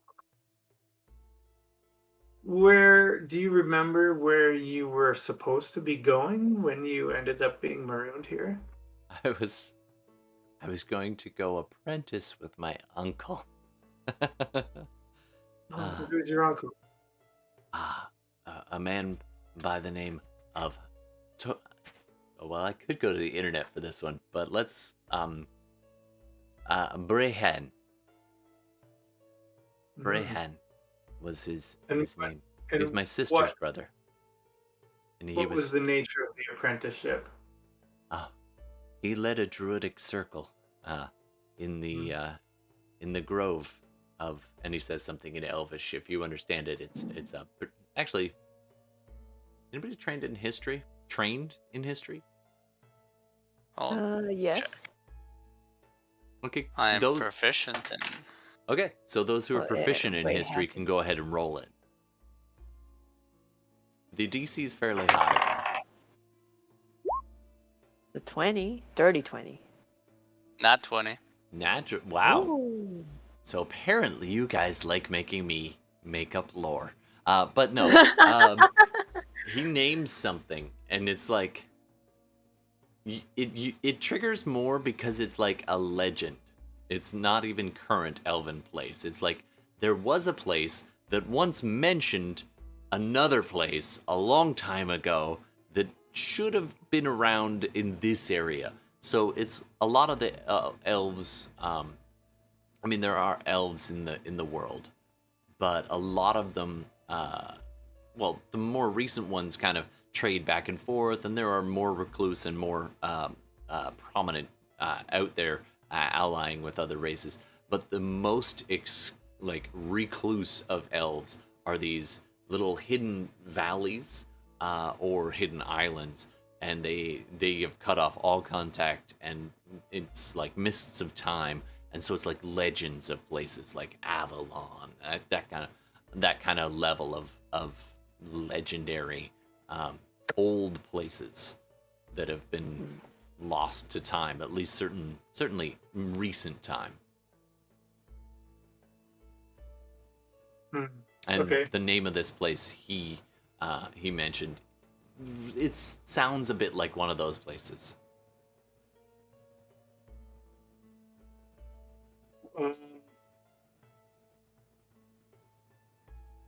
Do you have any ill intentions towards us? Next question. Yeah. No. I will protect this island from those who would harm it, and I can call down helpers to help me do so. As really? you To saying save that, myself. do I? But you gave me food, and you could have attacked me, and you chose to talk. And it's been a long time since I talked. I mean, except for Wilson. How do you call your helpers?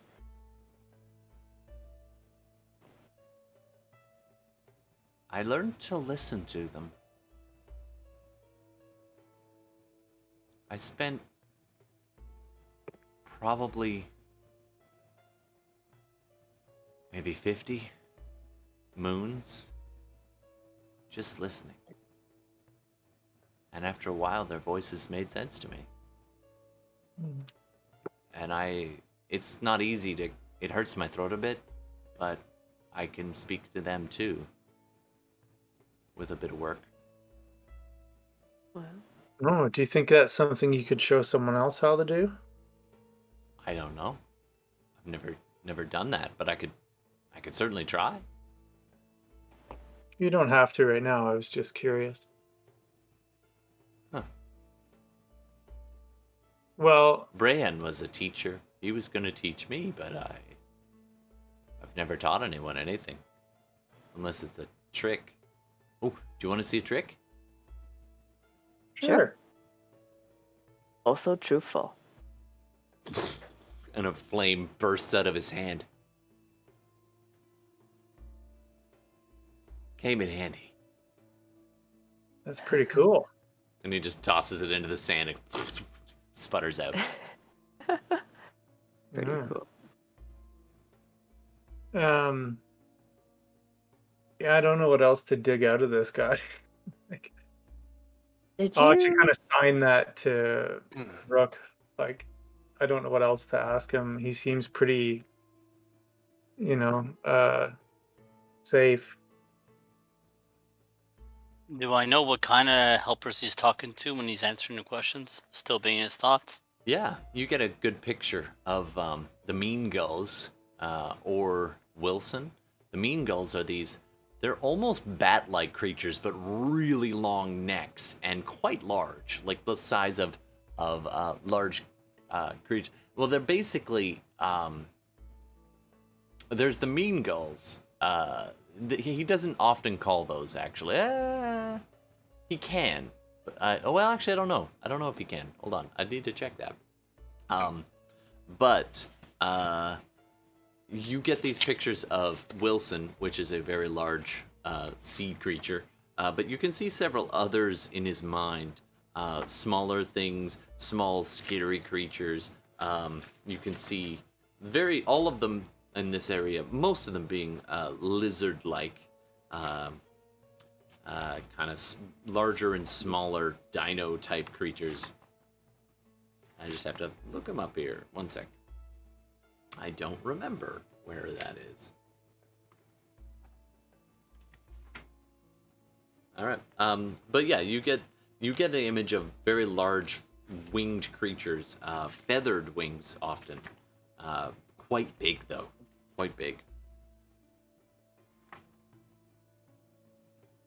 Yeah, and actually you do see the mean gulls, which are these kind of long-beaked, long-necked, leather bat-wing type creatures that fly in the sky in small packs, and he can kind of call them and command them.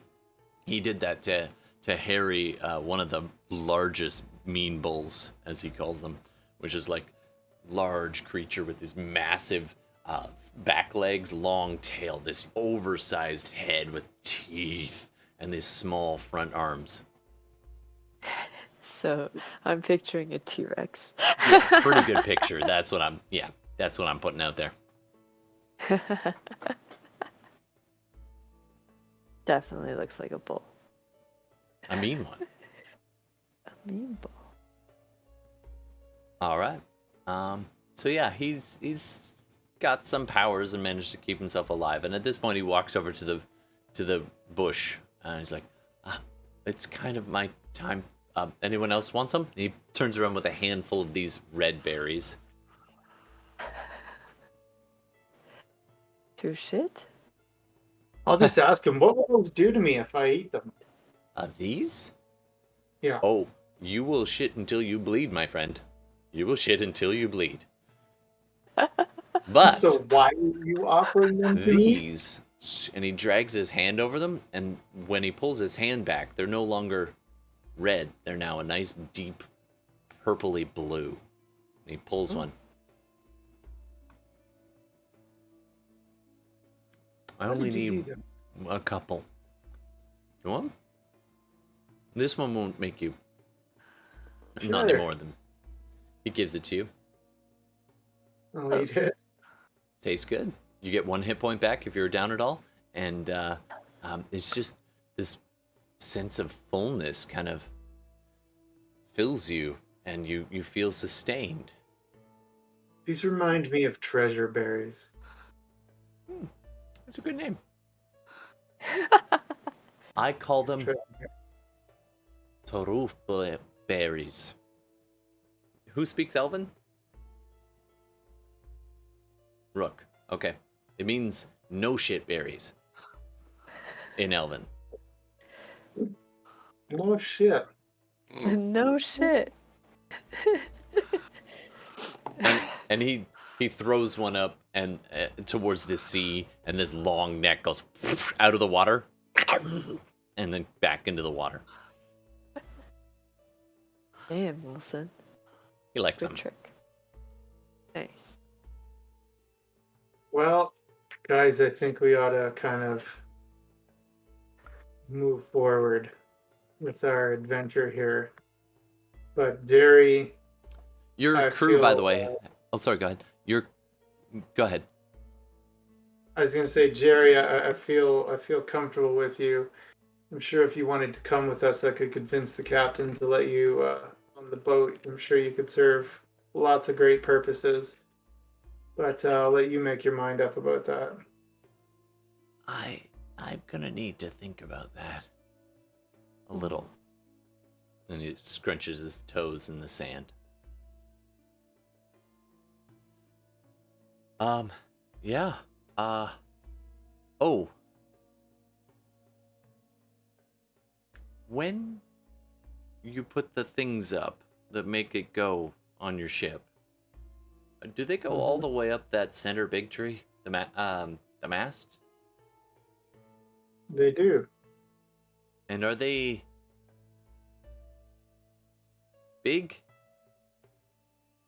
Yeah. like a Yes. massive flag, visible for miles around. Probably. Why? The mean gulls aren't the biggest, meanest thing around. I think it came a little after I got here. There was, black wings filling the night sky. Slender. And it kind of ate. We used to have these things on the island on that shore of that side. Fuzzy little. I don't know the word in common. He says the word for sheep in Elvish. Oh. It kind of ate them all over the years, like all of them, and a few of the big bulls. And I definitely hide when I haven't seen it in probably 5, maybe 6 moons. Big scales, kind of. I honestly don't get that close. Leathery wings. Yeah. And there's more than one. I hope not. Because one's a lot already. Hmm. I just hide.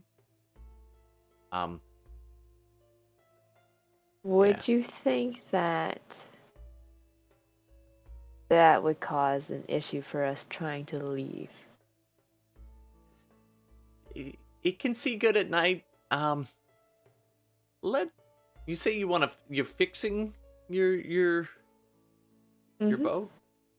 Yeah. I haven't seen it in 6 months, 6 moons. Yeah, you might just want to be done before he comes back. Yeah, sounds that's reasonable.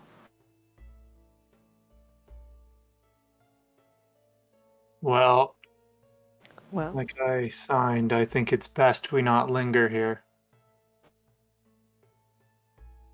All right. Yeah. So do you guys have a couple of options? You can stay in camp and help with the repairs. You could also just tell the crew to work the repairs. The captain estimates it's going to probably be the better part of maybe if you work real fast and get high rolls with your help, it could be a few days to get enough lumber, get it into place, kind of semi-beach it, and then and list it a little bit, and so you can get a good seal on the tar. They could also take care of that if you guys wanted to explore. You could go see his little cave. You could keep an eye out and explore. You could look for this thing that he calls. Yeah, I just gave it a little nickname. I called it the Black Death.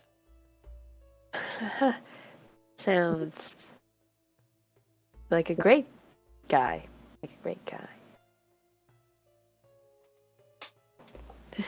Well, I think we ought to probably need to do a bit of both. Can probably take turns doing some work on the ship and then doing some exploring. All right. Mm-hmm. But I would think within like 3 days or whatever, we're going to be able to gather everything we need to gather in terms of restocking the ship and with the water, if nothing else. It's not an opportunity you pass up. Can I get and he'll lead you over to the stream. It's back through the forest a little ways west of here, and there's a small trickle of water, like a small creek running its way down to the ocean. And if you go far enough back into the forest, it turns from brackish to pretty clear water that gets a little deeper in a few places, and you can see old muddy footprints laying around. So he's definitely visited here a lot. But there is a moment there. I need, let's say all of you went, and he's led you to fill up some wineskins. And are you bringing some other people to Probably a couple of crew to carry water. Oh yeah, Yes. we're gonna restock the whole ship, like every barrel, every Yeah, water so barrel. you got like 6 guys from the ship hauling barrels. Right now they're empty, so they're just rolling. And as you're going through, I'm gonna get everybody to do a perception check for me. Perception. Oh, 19. you perceive that very well. 19. 19 from Steve, and Emily had to be the odd person. Just, I'm short, okay? Like, there's that Goliath in front of me. you can't blame Yeah, that on being there's a short. You got Tortle. eyeballs. I am short. No. Like, Just everywhere I'm blocking it, looking, there is at least, like, other center masses in There's front all of me. these human people with their butts right in your face, and you're like, ugh, His butt. hey. Okay, so you're a little bit blocked out, or distracted, or whatever, what have you. But everybody else manages to all hear at the same time. Off further west, in amongst the trees, probably a good, like, 30, 40, 50, it's hard to tell exactly, but you hear in this tree, you see it shake a little bit, and you hear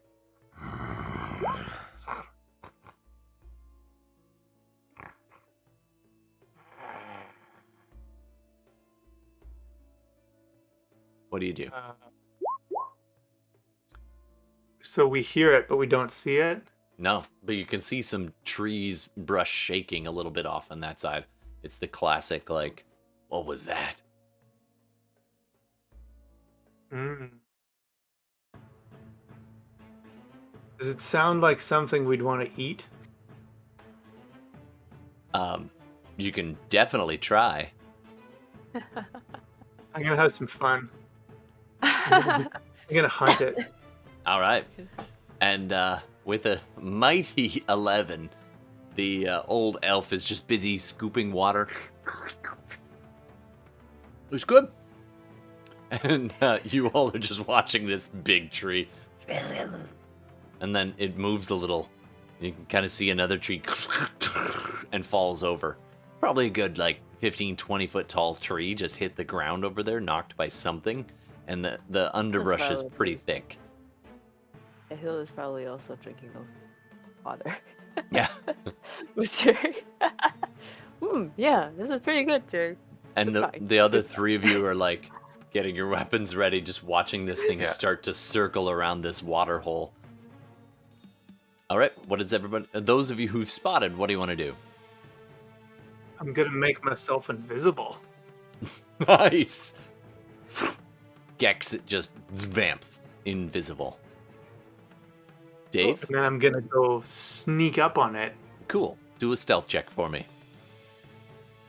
Stealthy time. With advantage. Stealthy Don't worry, times. we will facilitate bladder egress momentarily. I just like stopping on a cliffhanger.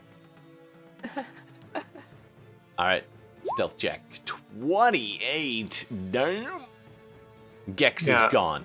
You're all convinced he's dead. Tillman, what are you They doing? got Gex. You can see the vague outline of where this thing is in the forest just by the rattling, shaking trees. It's big. It's mighty big. Oh boy. I'll walk towards it guardingly. All right, halberd out, walking forward. Rook. I am going to be hanging back.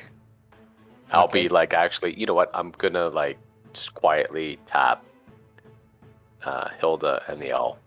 Yeah. And point towards. Nice. And a few seconds later, it's just still. And then the tree just gets bowled over. And you're a little bit off to the right there, Gex.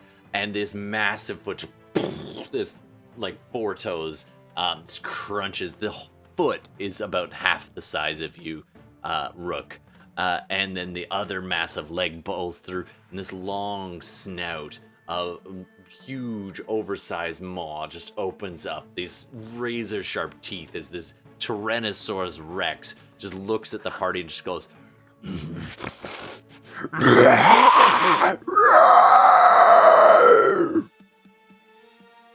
And with that, we're gonna pause for a break. Oh boy. Go, Steve, go! Is this all in the same day, by the way? You've had a long rest. Or- You're good. Okay. Let's say you camped overnight. This is the next day. You've had a day of repair. You're restocking right now. Your repairs are ongoing, and when we get back, we'll see what happens. We'll see what happens as they come face to face with a T-Rex. Now go empty your bladder there, and we'll see you in a few minutes. All right.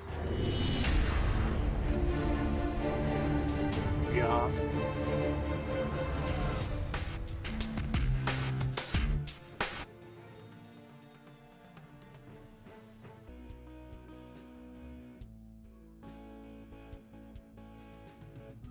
All right. Let's dive back in to tonight's game. Here we go. Hi, everybody. First of all, I'd like to welcome you back, and I believe with a word from our sponsor. Is that right? Oh yeah, we've got a good one this time. All right. Well, I'll kick it over to Steve, and don't forget, audience, we can always look for more sponsors, either fake, well, I mean, mostly fake, but if anybody wants a real one, you're fine to do that too. But let's kick it over to Steve for a word from our sponsors. Yeah, we have a couple. Maybe I'll save the second one for the end. But yeah, this week's sponsor is Old Mice deodorant. Strong enough for the elves, soft enough for a sea hag. Great scents like squid and mackerel. We have, to make a solid first impression, you may want to try our two different methods. We've got available both sun-baked crust format and new juice of that which rots roll-on. Oh, Tear that bitch off now. fantastic. Put me down for 4 cases. Jerry certainly has made a great impression. Oh my god. Old Mice, Old Mice. Oh, available at an abandoned island near you. Absolutely. Thank you very much. Round of applause. Thank you. All right. Jerry is standing by. Yeah, call now. to take Get him. your order. Call Now now. I'm gonna Jerry's standing by I'm to gonna get leave. your order. What? Who said that? All right.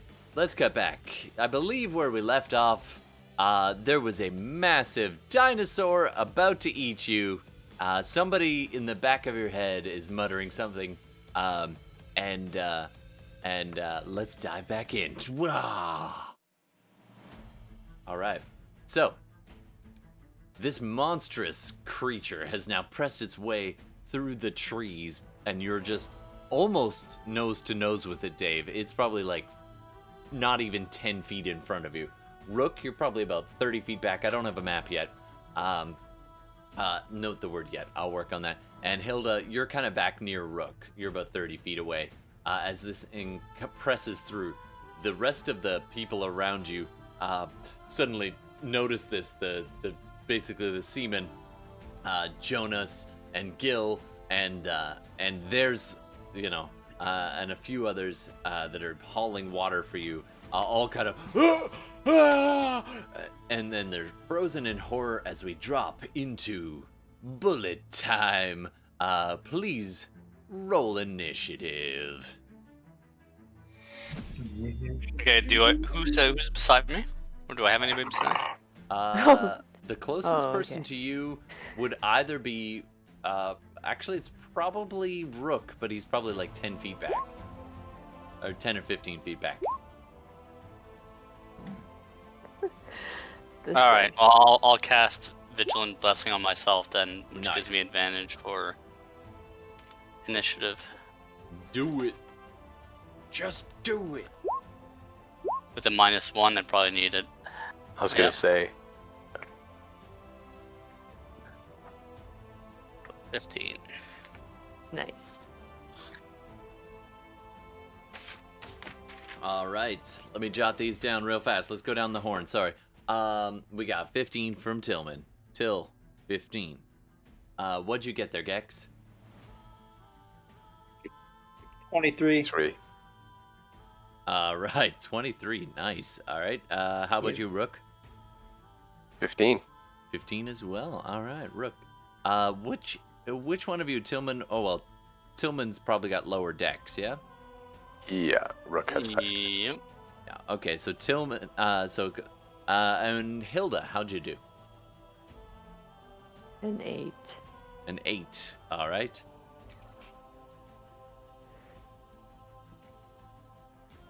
And Hilda at 8. And alrighty. Now we'll go. All right, top of the order. Gex, you're invisible. You've moved off to the side a little bit. And what do you want to do? Well, just for my brain, how enormous is this? This is Beast? what you would consider a huge beast. So from tip to tail is probably close to 40 feet, 30 to 40 feet, but it's relatively slender compared to its long length. Its massive tail is lost in the forest behind you, and it is a legit T-Rex. Its head is massive and full of teeth, and it's just like...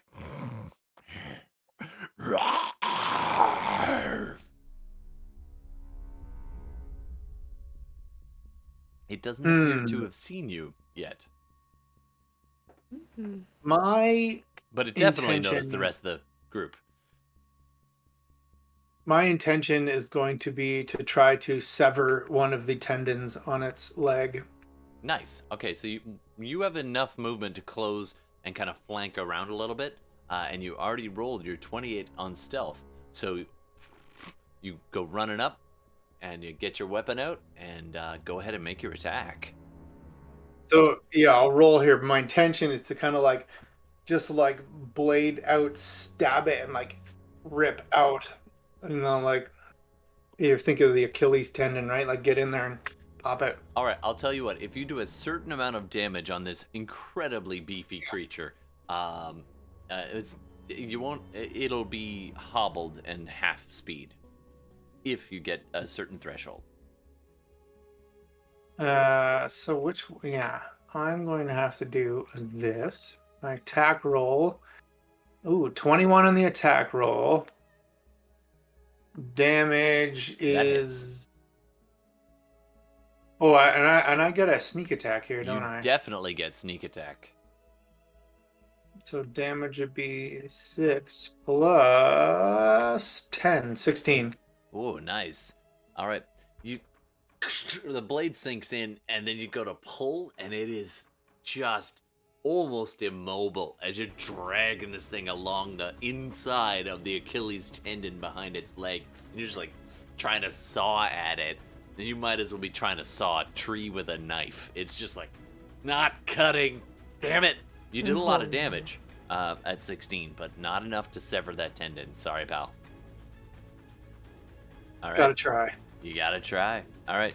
Do you want to do anything else? You still have a bonus action and some. You probably got about 5 movements left. If you want to spend them. Yeah, I'm just gonna kind of. I know I'm invisible, but I'm gonna, get myself behind a tree that's closest in case it like whirls. At least I have something physical to. Sure. So you step away and move back or disengage. As you I can. stabbed him, so I'll disengage and. All right. So you spend your bonus action to disengage, as a good rogue does, and then you 5 feet towards a tree. It's not the thickest of trees, but you are next to a tree. All right, coming up next, it. And it just turns its massive tail and just thumps at like all the trees on that whole side where it thinks you are, even though it definitely felt the attack. It knows vaguely where you are, and it just does a tail swipe at you, Gex. Does a 12 hit your AC? Negative. Smash! You duck down, and at about the 5-foot level, the tree is shorn off as this tail just clears that whole section. All right. Next up, on the other end, these two almost ineffective little front arms. I could do my T-Rex impression for everybody later. I do a good one. And it's going to try to bite one of the people who are with you very successfully. And this guy's just like, he's been rolling a barrel. And it's Jonas. And Jonas is like, as it just chomps and just gets all of him in its mouth. And you see the feet at first, and then just tosses it up and swallows him down. Jonas is gone. I'm not even going to bother rolling damage. It's just gone. Okay. Next up, that's its attack. It's going to try to just kind of take half a step forward. You'd already disengaged, so you're out of range there, Gex, for a opportunity attack. So it just moves into the thick, like it's now standing in the middle of the stream where you guys have been filling the barrels, and it is now just looking around for people to eat. And it got Jonas. Jonas is no more. Sorry, old Musty Farts Gaming. You make him, I kill him. That's how it works. All right, coming up next, Rook, followed by Tillman. Okay.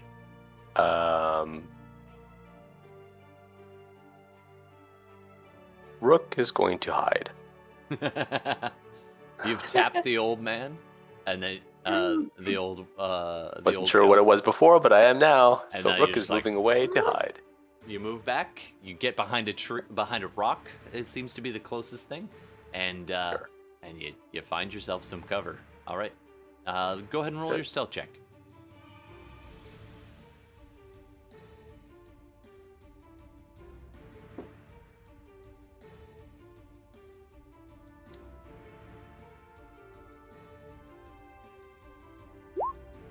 Oof. 8. 8. It is not your day. You duck behind what you think is a pretty solid tree, or rock, and you kind of turn your head, and it's that whole Jurassic Park thing where you're like, I don't think it sees me. Whoa!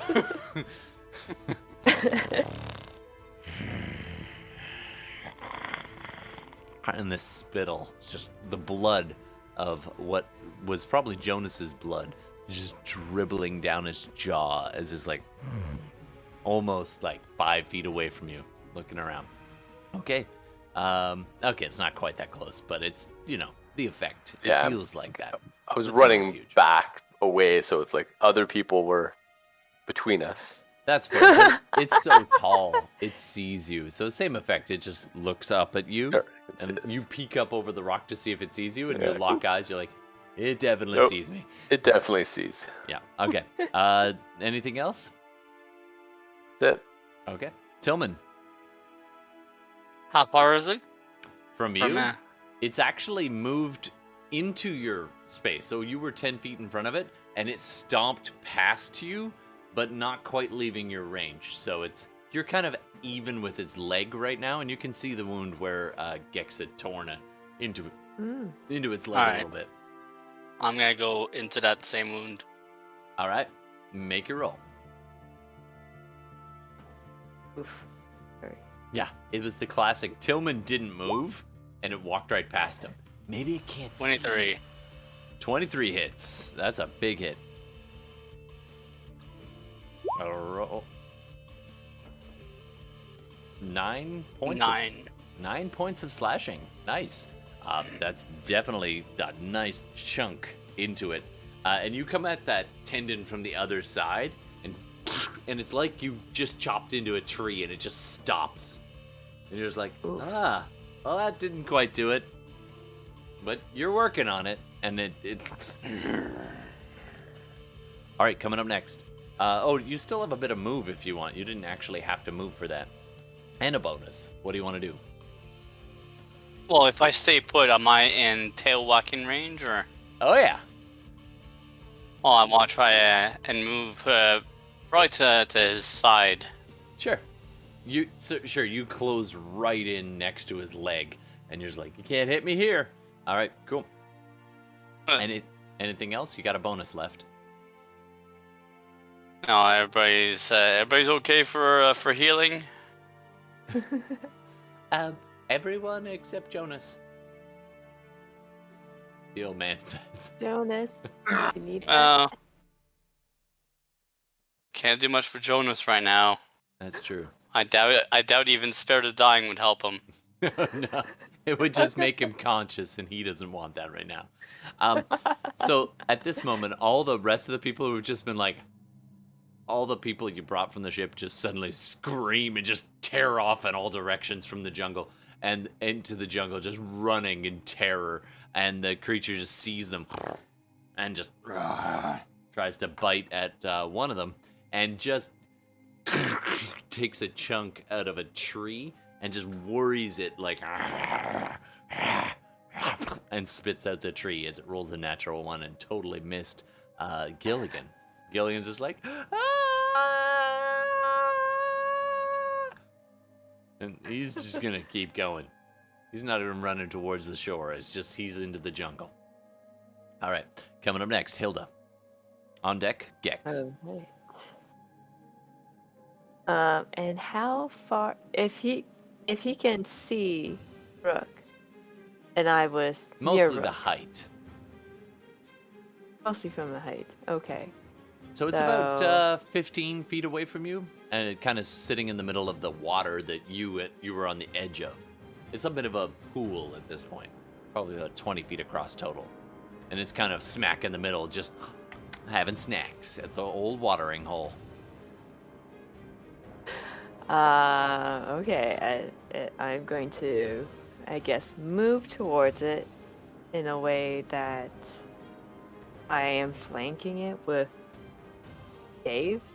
All right, nice. So you do have to kind of go the other side of it. So Dave's towards the left side, and you'll just you're kind of right in front. You veer around to the right, and you'll be flanking it across the pond, or in the pond, Yes. kind of up to your waist. All right, you are in Alright. position. What do you want to do? I am in position. I will attack Nice. that leg. Make it a roll. Oh.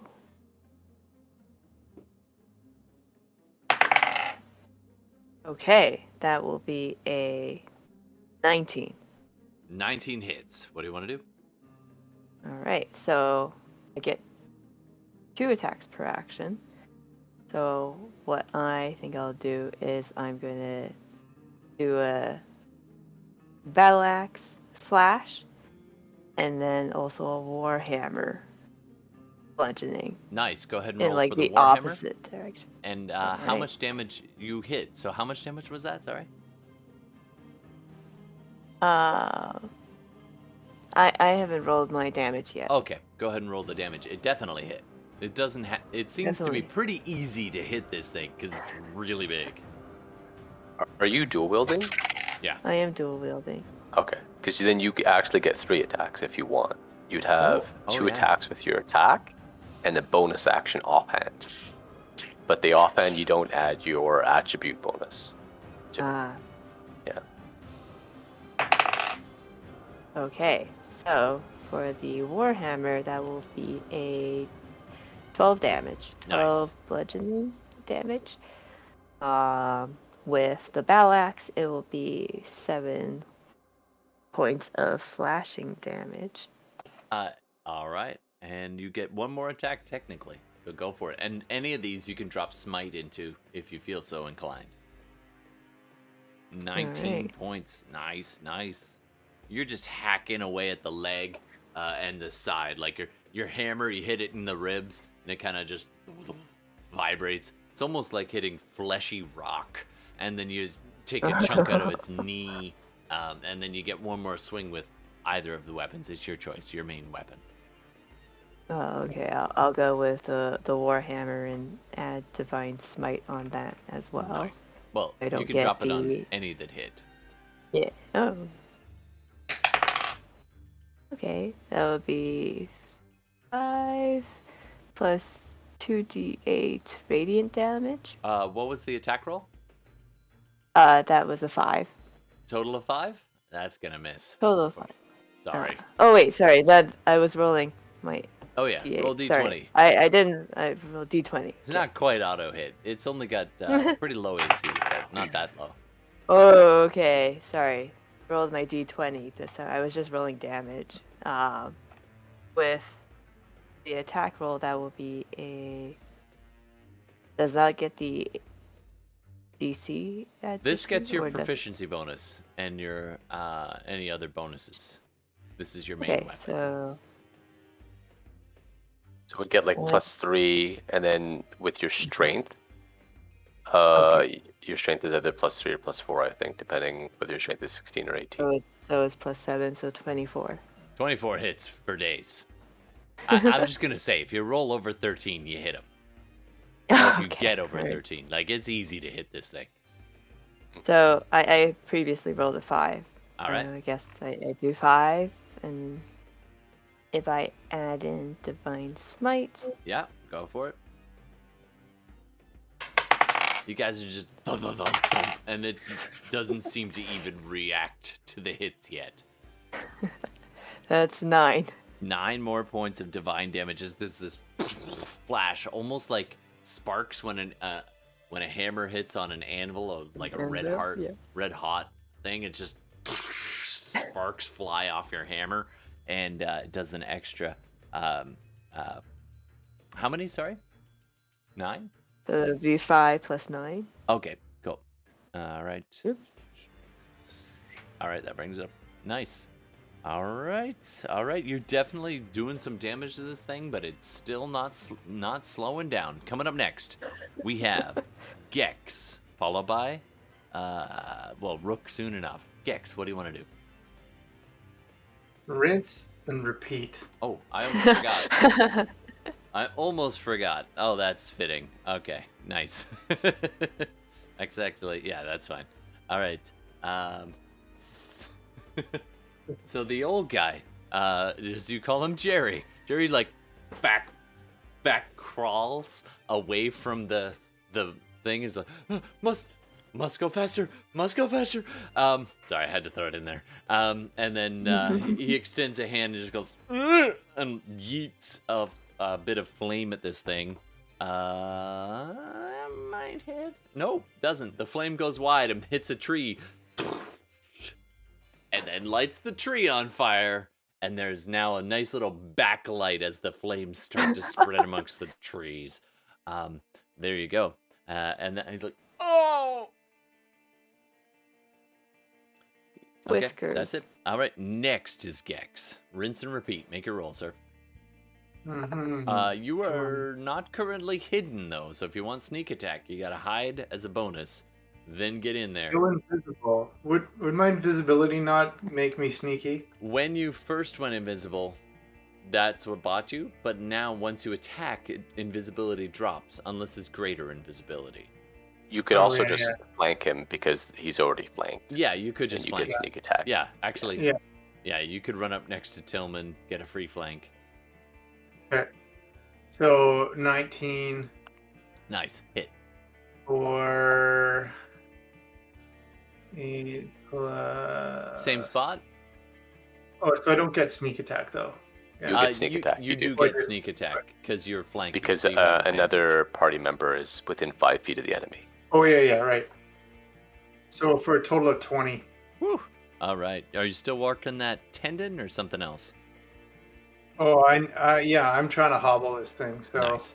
All right, you just get full right in on there. rinse and repeat. So you do manage to damage the tendon. Why don't you tell us what that looks like as you're running at the T-Rex? Yeah, he'll run at him, just like fully stab right in there, wrench the sword through it. Ideally, what you're hoping to see is like the muscle go up into the leg. Yeah, and that is it exactly. You're finally sawing at the same spot that Tillman clipped earlier, and you're just like, and you just torque your way through, and the blade finally cuts through with this spray of blood just splashes across Tillman as he's standing there, and the muscle goes up, and just this wound begins to spread of its own accord, and blood just begins pouring down. The creature's just like, and turns its head towards you. It did not like that, not one little bit. Oof. All right, coming up next, it's its turn. So it's going to make an attack on you, Gex, with its massive toothy maw. Oh, no. Does a 28 hit you? He said like a dick. Yeah. Yeah. Okay. So that's going to be 33 points of damage. Oh. How you I'm doing? going to. Well, I'm gonna uncanny dodge it. Okay. That's for sure. Nice. Okay, so you take Flat. half, right? I take half, so that brings it down to what? That would You be take 16. 16 points of damage. Yeah. So then I'm also gonna do the old Stone's Endurance thingamajigger on it. All right. And I got to roll a d12 here to determine. Is that also a reaction or just auto? It's a reaction. You can only use it then on So the I can uncanny use dodge. one of those then. Well, so yeah. So uncanny dodge. So Yeah, that's probably best. So you take 16 Not- points of piercing damage as these massive teeth just clamp basically on your shoulder and a bit of your arm, and it only clipped you, just like half of its mouth. Why? You're medium size, barely. You're pretty big, but you're still medium. So you are grappled, and you are now considered restrained as it hefts you up off of your feet up into the air, your legs, and your shoulder just pinning Oh, boy. as the teeth dig slowly further and further into your shoulder and your torso. All right, that is I its just like this first move. situation. Its second move, it's gonna thrash its tail in the opposite direction. I'm gonna need anybody on that side, which is Hilda and one of the like mooks who's running off into the jungle. Hope that's not a bad term. I don't even know these days. Is that a bad term? One of the Not seamen. yet. I don't think so. One of the seamen that came with you. There you go. It's a foolish, insignificant, or contemptible person. Okay, so I don't think that's against like a particular race or creed. We don't do. I don't brook no nonsense about that anywhere here. And if I do it by accident, I apologize profusely. All right. Nonetheless, Mook is okay. Mook is okay. You've heard it here first, folks. Mook Mook is fine. Okay. with a 25, Mook is dead. As the tail just No. bam, clobbers No, one of Mook. these guys, and he just goes boo, boo, boo, hits a tree and stays because the branches have pinned through its torso, and the guy's just like, and it's Gilligan this time. He's like, ah. Oh, didn't Gilligan run in the forest? Oh no, Gilligan ran away. You're right. This is unnamed Yeah, you- Mook number 4. It's just like This is unnamed Mook number 4. he's like a Played by slightly Jerry less Stewart. lucky Rambo, if you know what I'm talking about. Anybody who's seen that movie? Is the branches just piercing right through him, and he's just like, Oh no.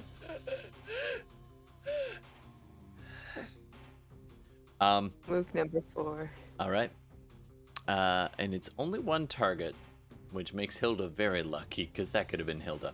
All right, coming up next. Oh. Coming up next, Rook, followed by Tillman. What are you doing? Okay, Rook's going to take out his bow and shoot it. Make your shot. You can try to bonus action hide, like peek behind the rock and poke up on the other side. I should stop. Roll Not this stealth. time. Roll stealth for me if you want. If you want to. Named Mook number 4. It was your best 19 roll. to hit? 19 to hit. That hits. Okay. Appuyez le damage. S'il vous plaît. Takes 8. Alrighty. There we go. That arrow sinks in, is just making it. And he's knowing that he can't just hide there. He is back. He's moving away. Yeah, that's fair. You now. Little feet. Yeah, 30 feet the other way. Yeah, no kidding. All right, that's 8.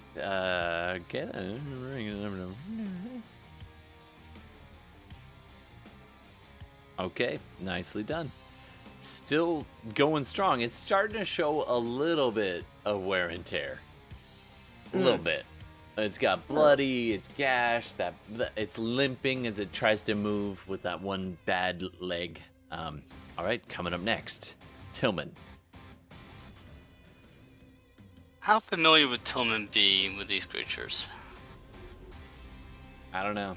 How familiar is he with the canon of Jeff Goldblum films?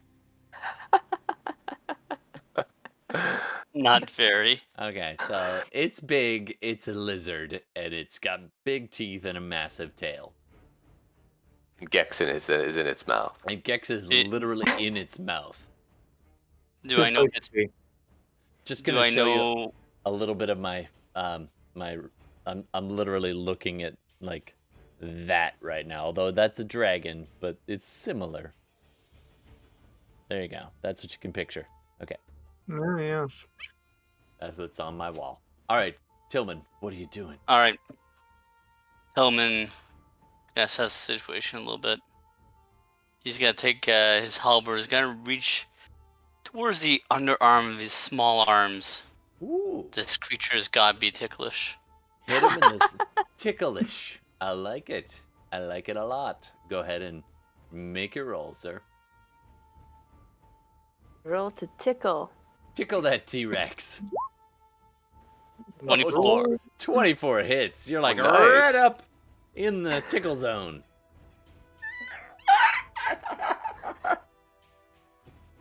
All right, That's a make job, your Gex.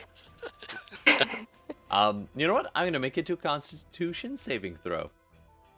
It's pretty conny though. Ooh, that's a big roll. 21. So it does not drop Gex, but good try. How much damage did you do, sir? I'll count it as damage as well as you get that pike bit in there, like 7. Spiky bit. 7. Nice. All right. And I'll cast a healing word on Gex. Ooh, nice. All right. Make the roll for the D4.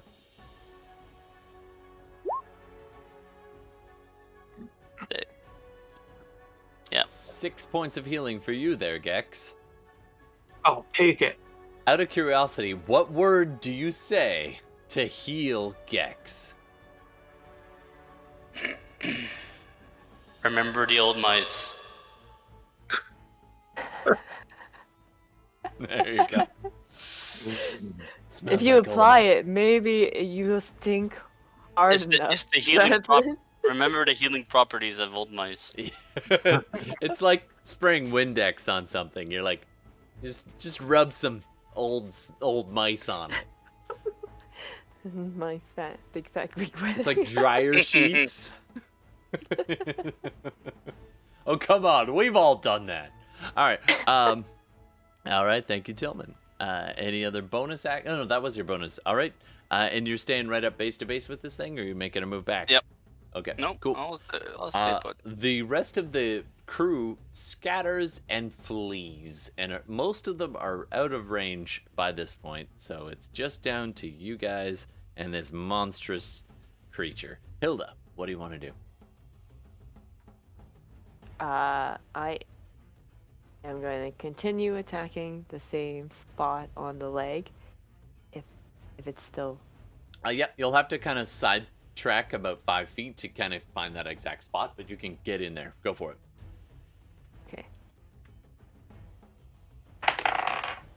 Oh no, that wasn't that one. Oh, that's gonna be a miss. Sorry. Sorry, guys. You do roll with advantage. Oh yeah, you do have advantage. That's true. Oh, all right. It's a 2. Oh my goodness. This You is need not to in that one. Burn that dice, dear God. All right. Gotta get me a new dice. execute strategic non-consensual clubbing. Oh dear. So you go to hit this thing, and it just, you kind of go behind its knee as Oh, it's no. moving, and it just like pulls you along a little bit. I'm gonna get you to do a strength saving throw real quick.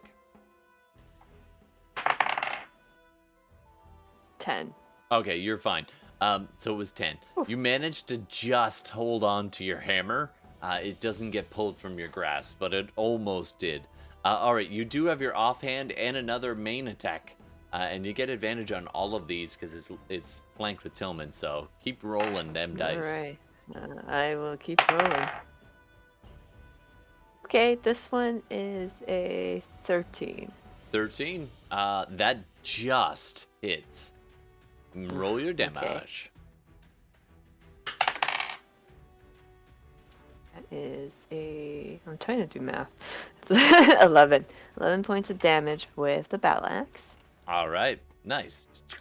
You get it kind of sink into Getting his thigh there, or into like there. right up on its hip. Bang! You kind of have to jump a bit to do it. You dig it in, and it slides a little, digging in. Pull it back out again.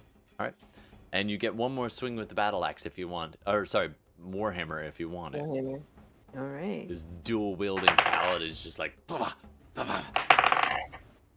Okay, well, we'll take that better roll. That will be an 18. That hits. Roll for damage. 10. 10 points of damage. Woof. It's starting to add up. This creature's limping and is just trying to looking around and is trying to like to heft Gex up in the air so he can do the catch and swallow thing, but it's not quite able to lift him because he's a bit too heavy and you're kind of ragdolling, so it can't quite throw you in the right way to swallow you. All right, coming up next, let's see what the little old elf guy does. The little old elf dude is going to he mutters something in Elvish, and you just see him like leap up and tries to. No, he's gonna. You see him just go, and this mist is all that's left of him and starts to blow away. And then he appears on the top of this thing with one leg braced on Gex's back, and he's pulling up on the jaw to try to get the teeth to come out of Gex's back. And he's yelling, "Drop it! Drop it! Robert, I said drop it!" Wait, oh no! Bad! Bad, Big Bull! Bad Robert. Bad Robert. Okay, and he's trying to do a strength check to try to give you, to help you get out of this. So, you will have advantage as he's spending the rest of his turn to aid you in trying to escape. Coming up next, Gex. Yeah, this time I'm going to inflict wounds upon him. Okay. Because I can't Now, just so very you know, well not touch him. it's true. Just so you know, you could spend your action to try to escape its maw. Or you could do this action. It's up to you. I'm just pointing it out. It's an action to try to get out. Or you can stay put and just try to wreak havoc. Your call, dude. Go big or go home. I want to try to like remove its jaw with this spell if I can. Nice. Okay, make your spell attack. You will have advantage because it is right up. Normally, it'd be disadvantage. But I will say you have advantage. So let's say those two counter each other out. Just straight roll. Spell attack damage. Go for it, my sir. Okay, 21 on the casting of the spell. That's a hit. Go ahead and roll your Okay. damage. And do I get to add anything for that because of there being someone near me, or does that not count with the spell? I don't think so. Unfortunately, Put your it Right? sneak doesn't. attack on that. Yes. No. Yeah, it's 20 just straight on. 22 nonetheless. 22 points of damage or 22 to hit? Damage. Okay. 22 damage? Holy It's a mean crap. spell. Hold on It's a second. 3d. Okay. It's 3d10. So Describe it, sir. You are literally in his mouth. How do you destroy this creature? So essentially, I imagine it like I brace my back against his upper jaw. I kind of like grab his lower jaw with my hands. Maybe if I can get a foot in there and just push. Ugh. And it's just like, and the upper section just pulls away and the lower jaw dislocates and falls aside. And as the spell goes off, because that's just the muscle power, as the spell goes off, you just go, "Ugh," and you sit down like hard on his tongue. And this necrotic rot just spreads out from basically your junk and just goes all up the tongue. And it's like, and the lower jaw just rots away. Like this part and the bones are the last thing to go. And then it just detaches. And you just come falling out of this creature as the necrotic rot spreads all across through his head, leaving just the skeleton behind. And it just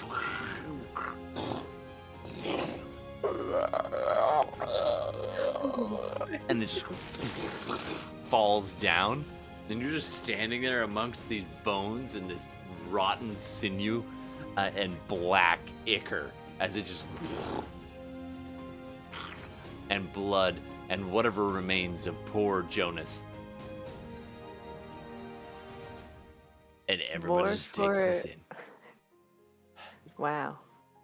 Is that a new old mice spell? Scent? Old mice scent? Yeah, it's a new stunt I've been working on. You just stand there, dust yourself off, and you have successfully defeated the T-Rex. It had 136 hit points. You did 137, sir. Ooh. All right. Yeah. That is one less T-Rex. And as it falls, the old elf kind of lands and just kind of pats this skull. Huh. Bad boy. Bad boy. You know, the existence of this creature is information that would have been helpful to us yesterday. Well, he did describe it. Mean Bull.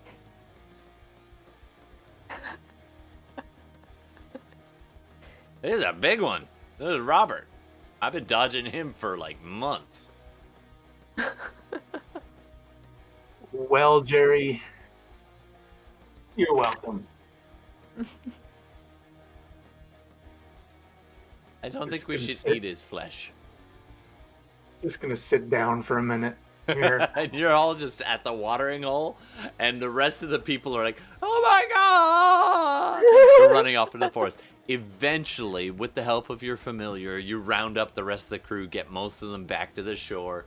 Can you go ahead and roll a D? Let's go with a D8. Somebody. Doesn't matter who. Oh, you let you let Tihmily roll? Oh my god. Okay, what did you roll, Tihmily? By the way, you're rolling for how many crew members made it back to shore? Out of the original 5 that ran away. I rolled a 1. Oh my god. Just Gilligan. Everyone else is dead. Wow. Just Gilligan comes walking out. Half his clothes are torn off. He's all covered in blood, maybe his own. And he just comes stumbling out. I've seen things. I have seen things. I'm so sorry, Mooks. I'm so sorry. It took I think at this point we have to conscript Jerry. Too. We're short so many. All right. You get fresh crew members. You manage to get some more water. Although that particular water source, you're going to want to go upstream of the rotting body and drag it out of there. You manage to refresh your water supplies. Can I get you to just do me one more favor? Just somebody. You can decide who. Go ahead. Todd. and roll a D100. Oh my god! No. Before you do that, I am declaring that I'm wanting to harvest leather from 45. this beast. That's fair. I will take its hide, I will tan it, and I will have armor made out of it. I was inside it, and I did not die. Did someone roll it? 45. I already rolled. 25 or 45? 45. 45. Can I get your roll again, sir? Sorry, we've already had that one. And Okay. Kelpo comes walking out of the woods. No. 16. 16. All right. You guys managed to get the supplies back to the ship. You've managed to get enough timber to effect your repairs. They've effectively somewhat beached the ship, and they've been patching it for the next couple days. And as you get the last bit of nails hammered in, the tar slapped on that section, the captain looks at you and says, "Good job, everyone. Looks like we'll be ready to sail. We should probably wait until the next tide, so we'll leave in the morning." And Tammy kind of calls out as you're all gathered on the deck of the ship. You've just had a funeral for the lost crew, and do a persuasion check for me, Gex. Am I giving a speech now? Is that what's going on? Ooh, 7. What do you say to Jerry to try to convince him to come? Well, Jerry, I've just murdered all your friends. I mean, you might as well join us now, I guess. Oh, you mean Robert? No, Yeah. I didn't like him. He was an ass. Actually, you made my life here better. I don't need to dodge him. All I need to worry about is his 8 brothers and the Black Death. That is still quite a bit. Still quite a lot. It's been fun though. It's been ages since Oh. I've spoken to people. It's so much fun. You know what? You guys are welcome back here anytime. And he offers around a bunch of coconuts to the whole bunch of to all of you. He's been collecting them, and a couple of like crazy looking weird birds all bring coconuts for the crew. And he's like, and there's all these like 8 birds come flying around and then fly off and get more and fly back. And he furnishes you with fresh fruit, berries, coconut, and bananas. He says, "Something tells me I'm not quite done with this place yet. But thank you. And if I ever change my mind, you'll be the first to know." Sure. I don't know how I'll get a message to you, but you know. Send it by Sea Eagle. And by the mean gulls.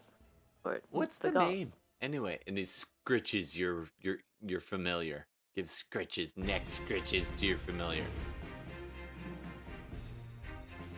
Oh, his name?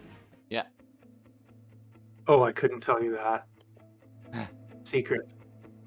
And he listens for a little while and looks at it.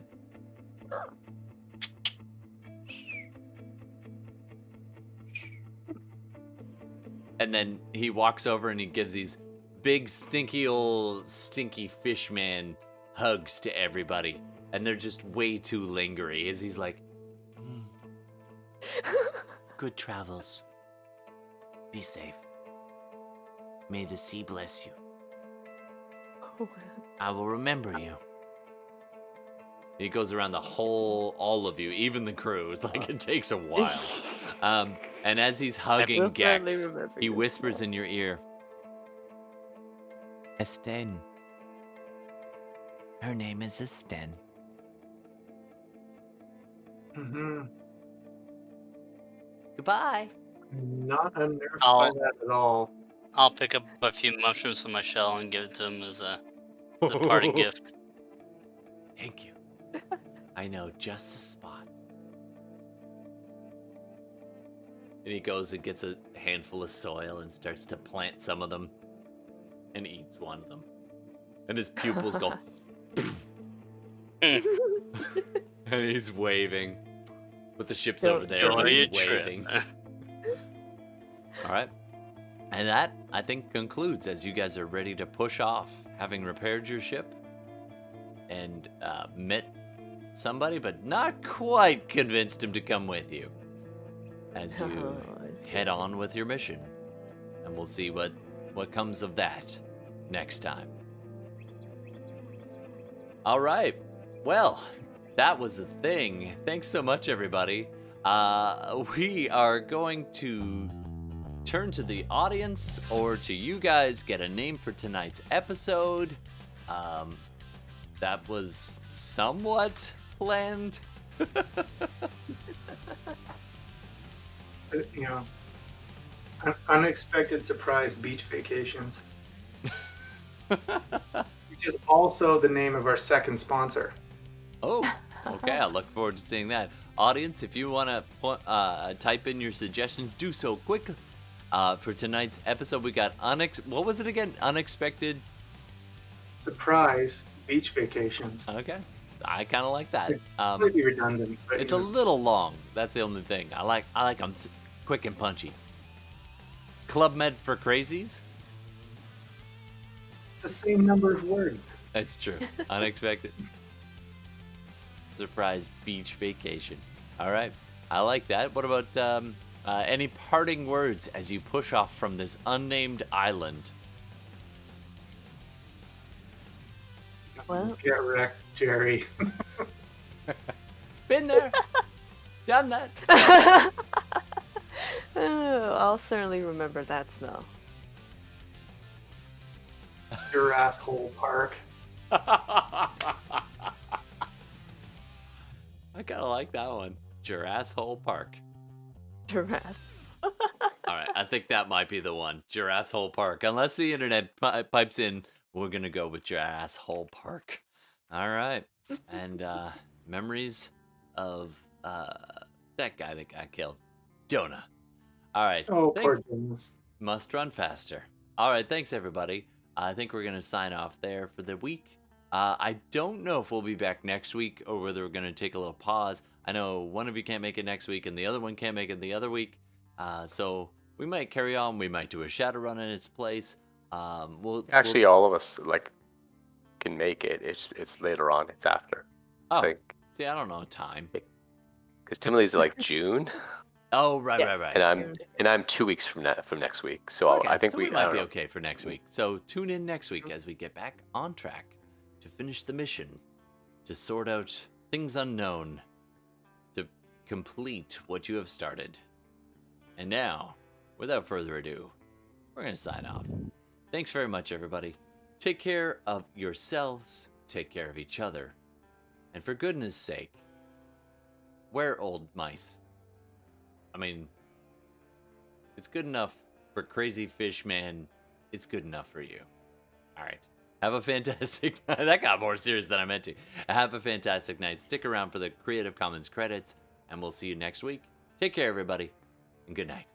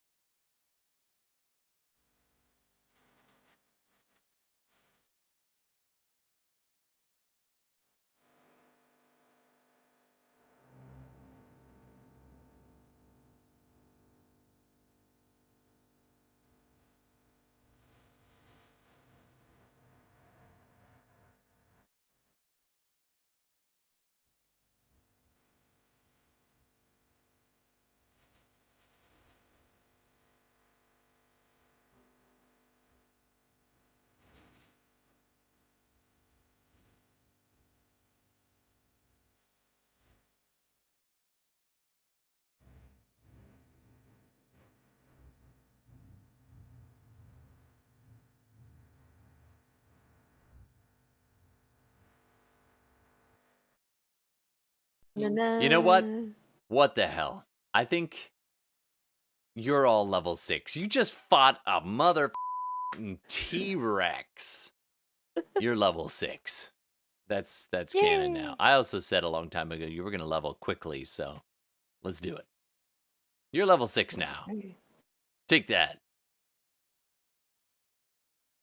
Right? I can destroy undead.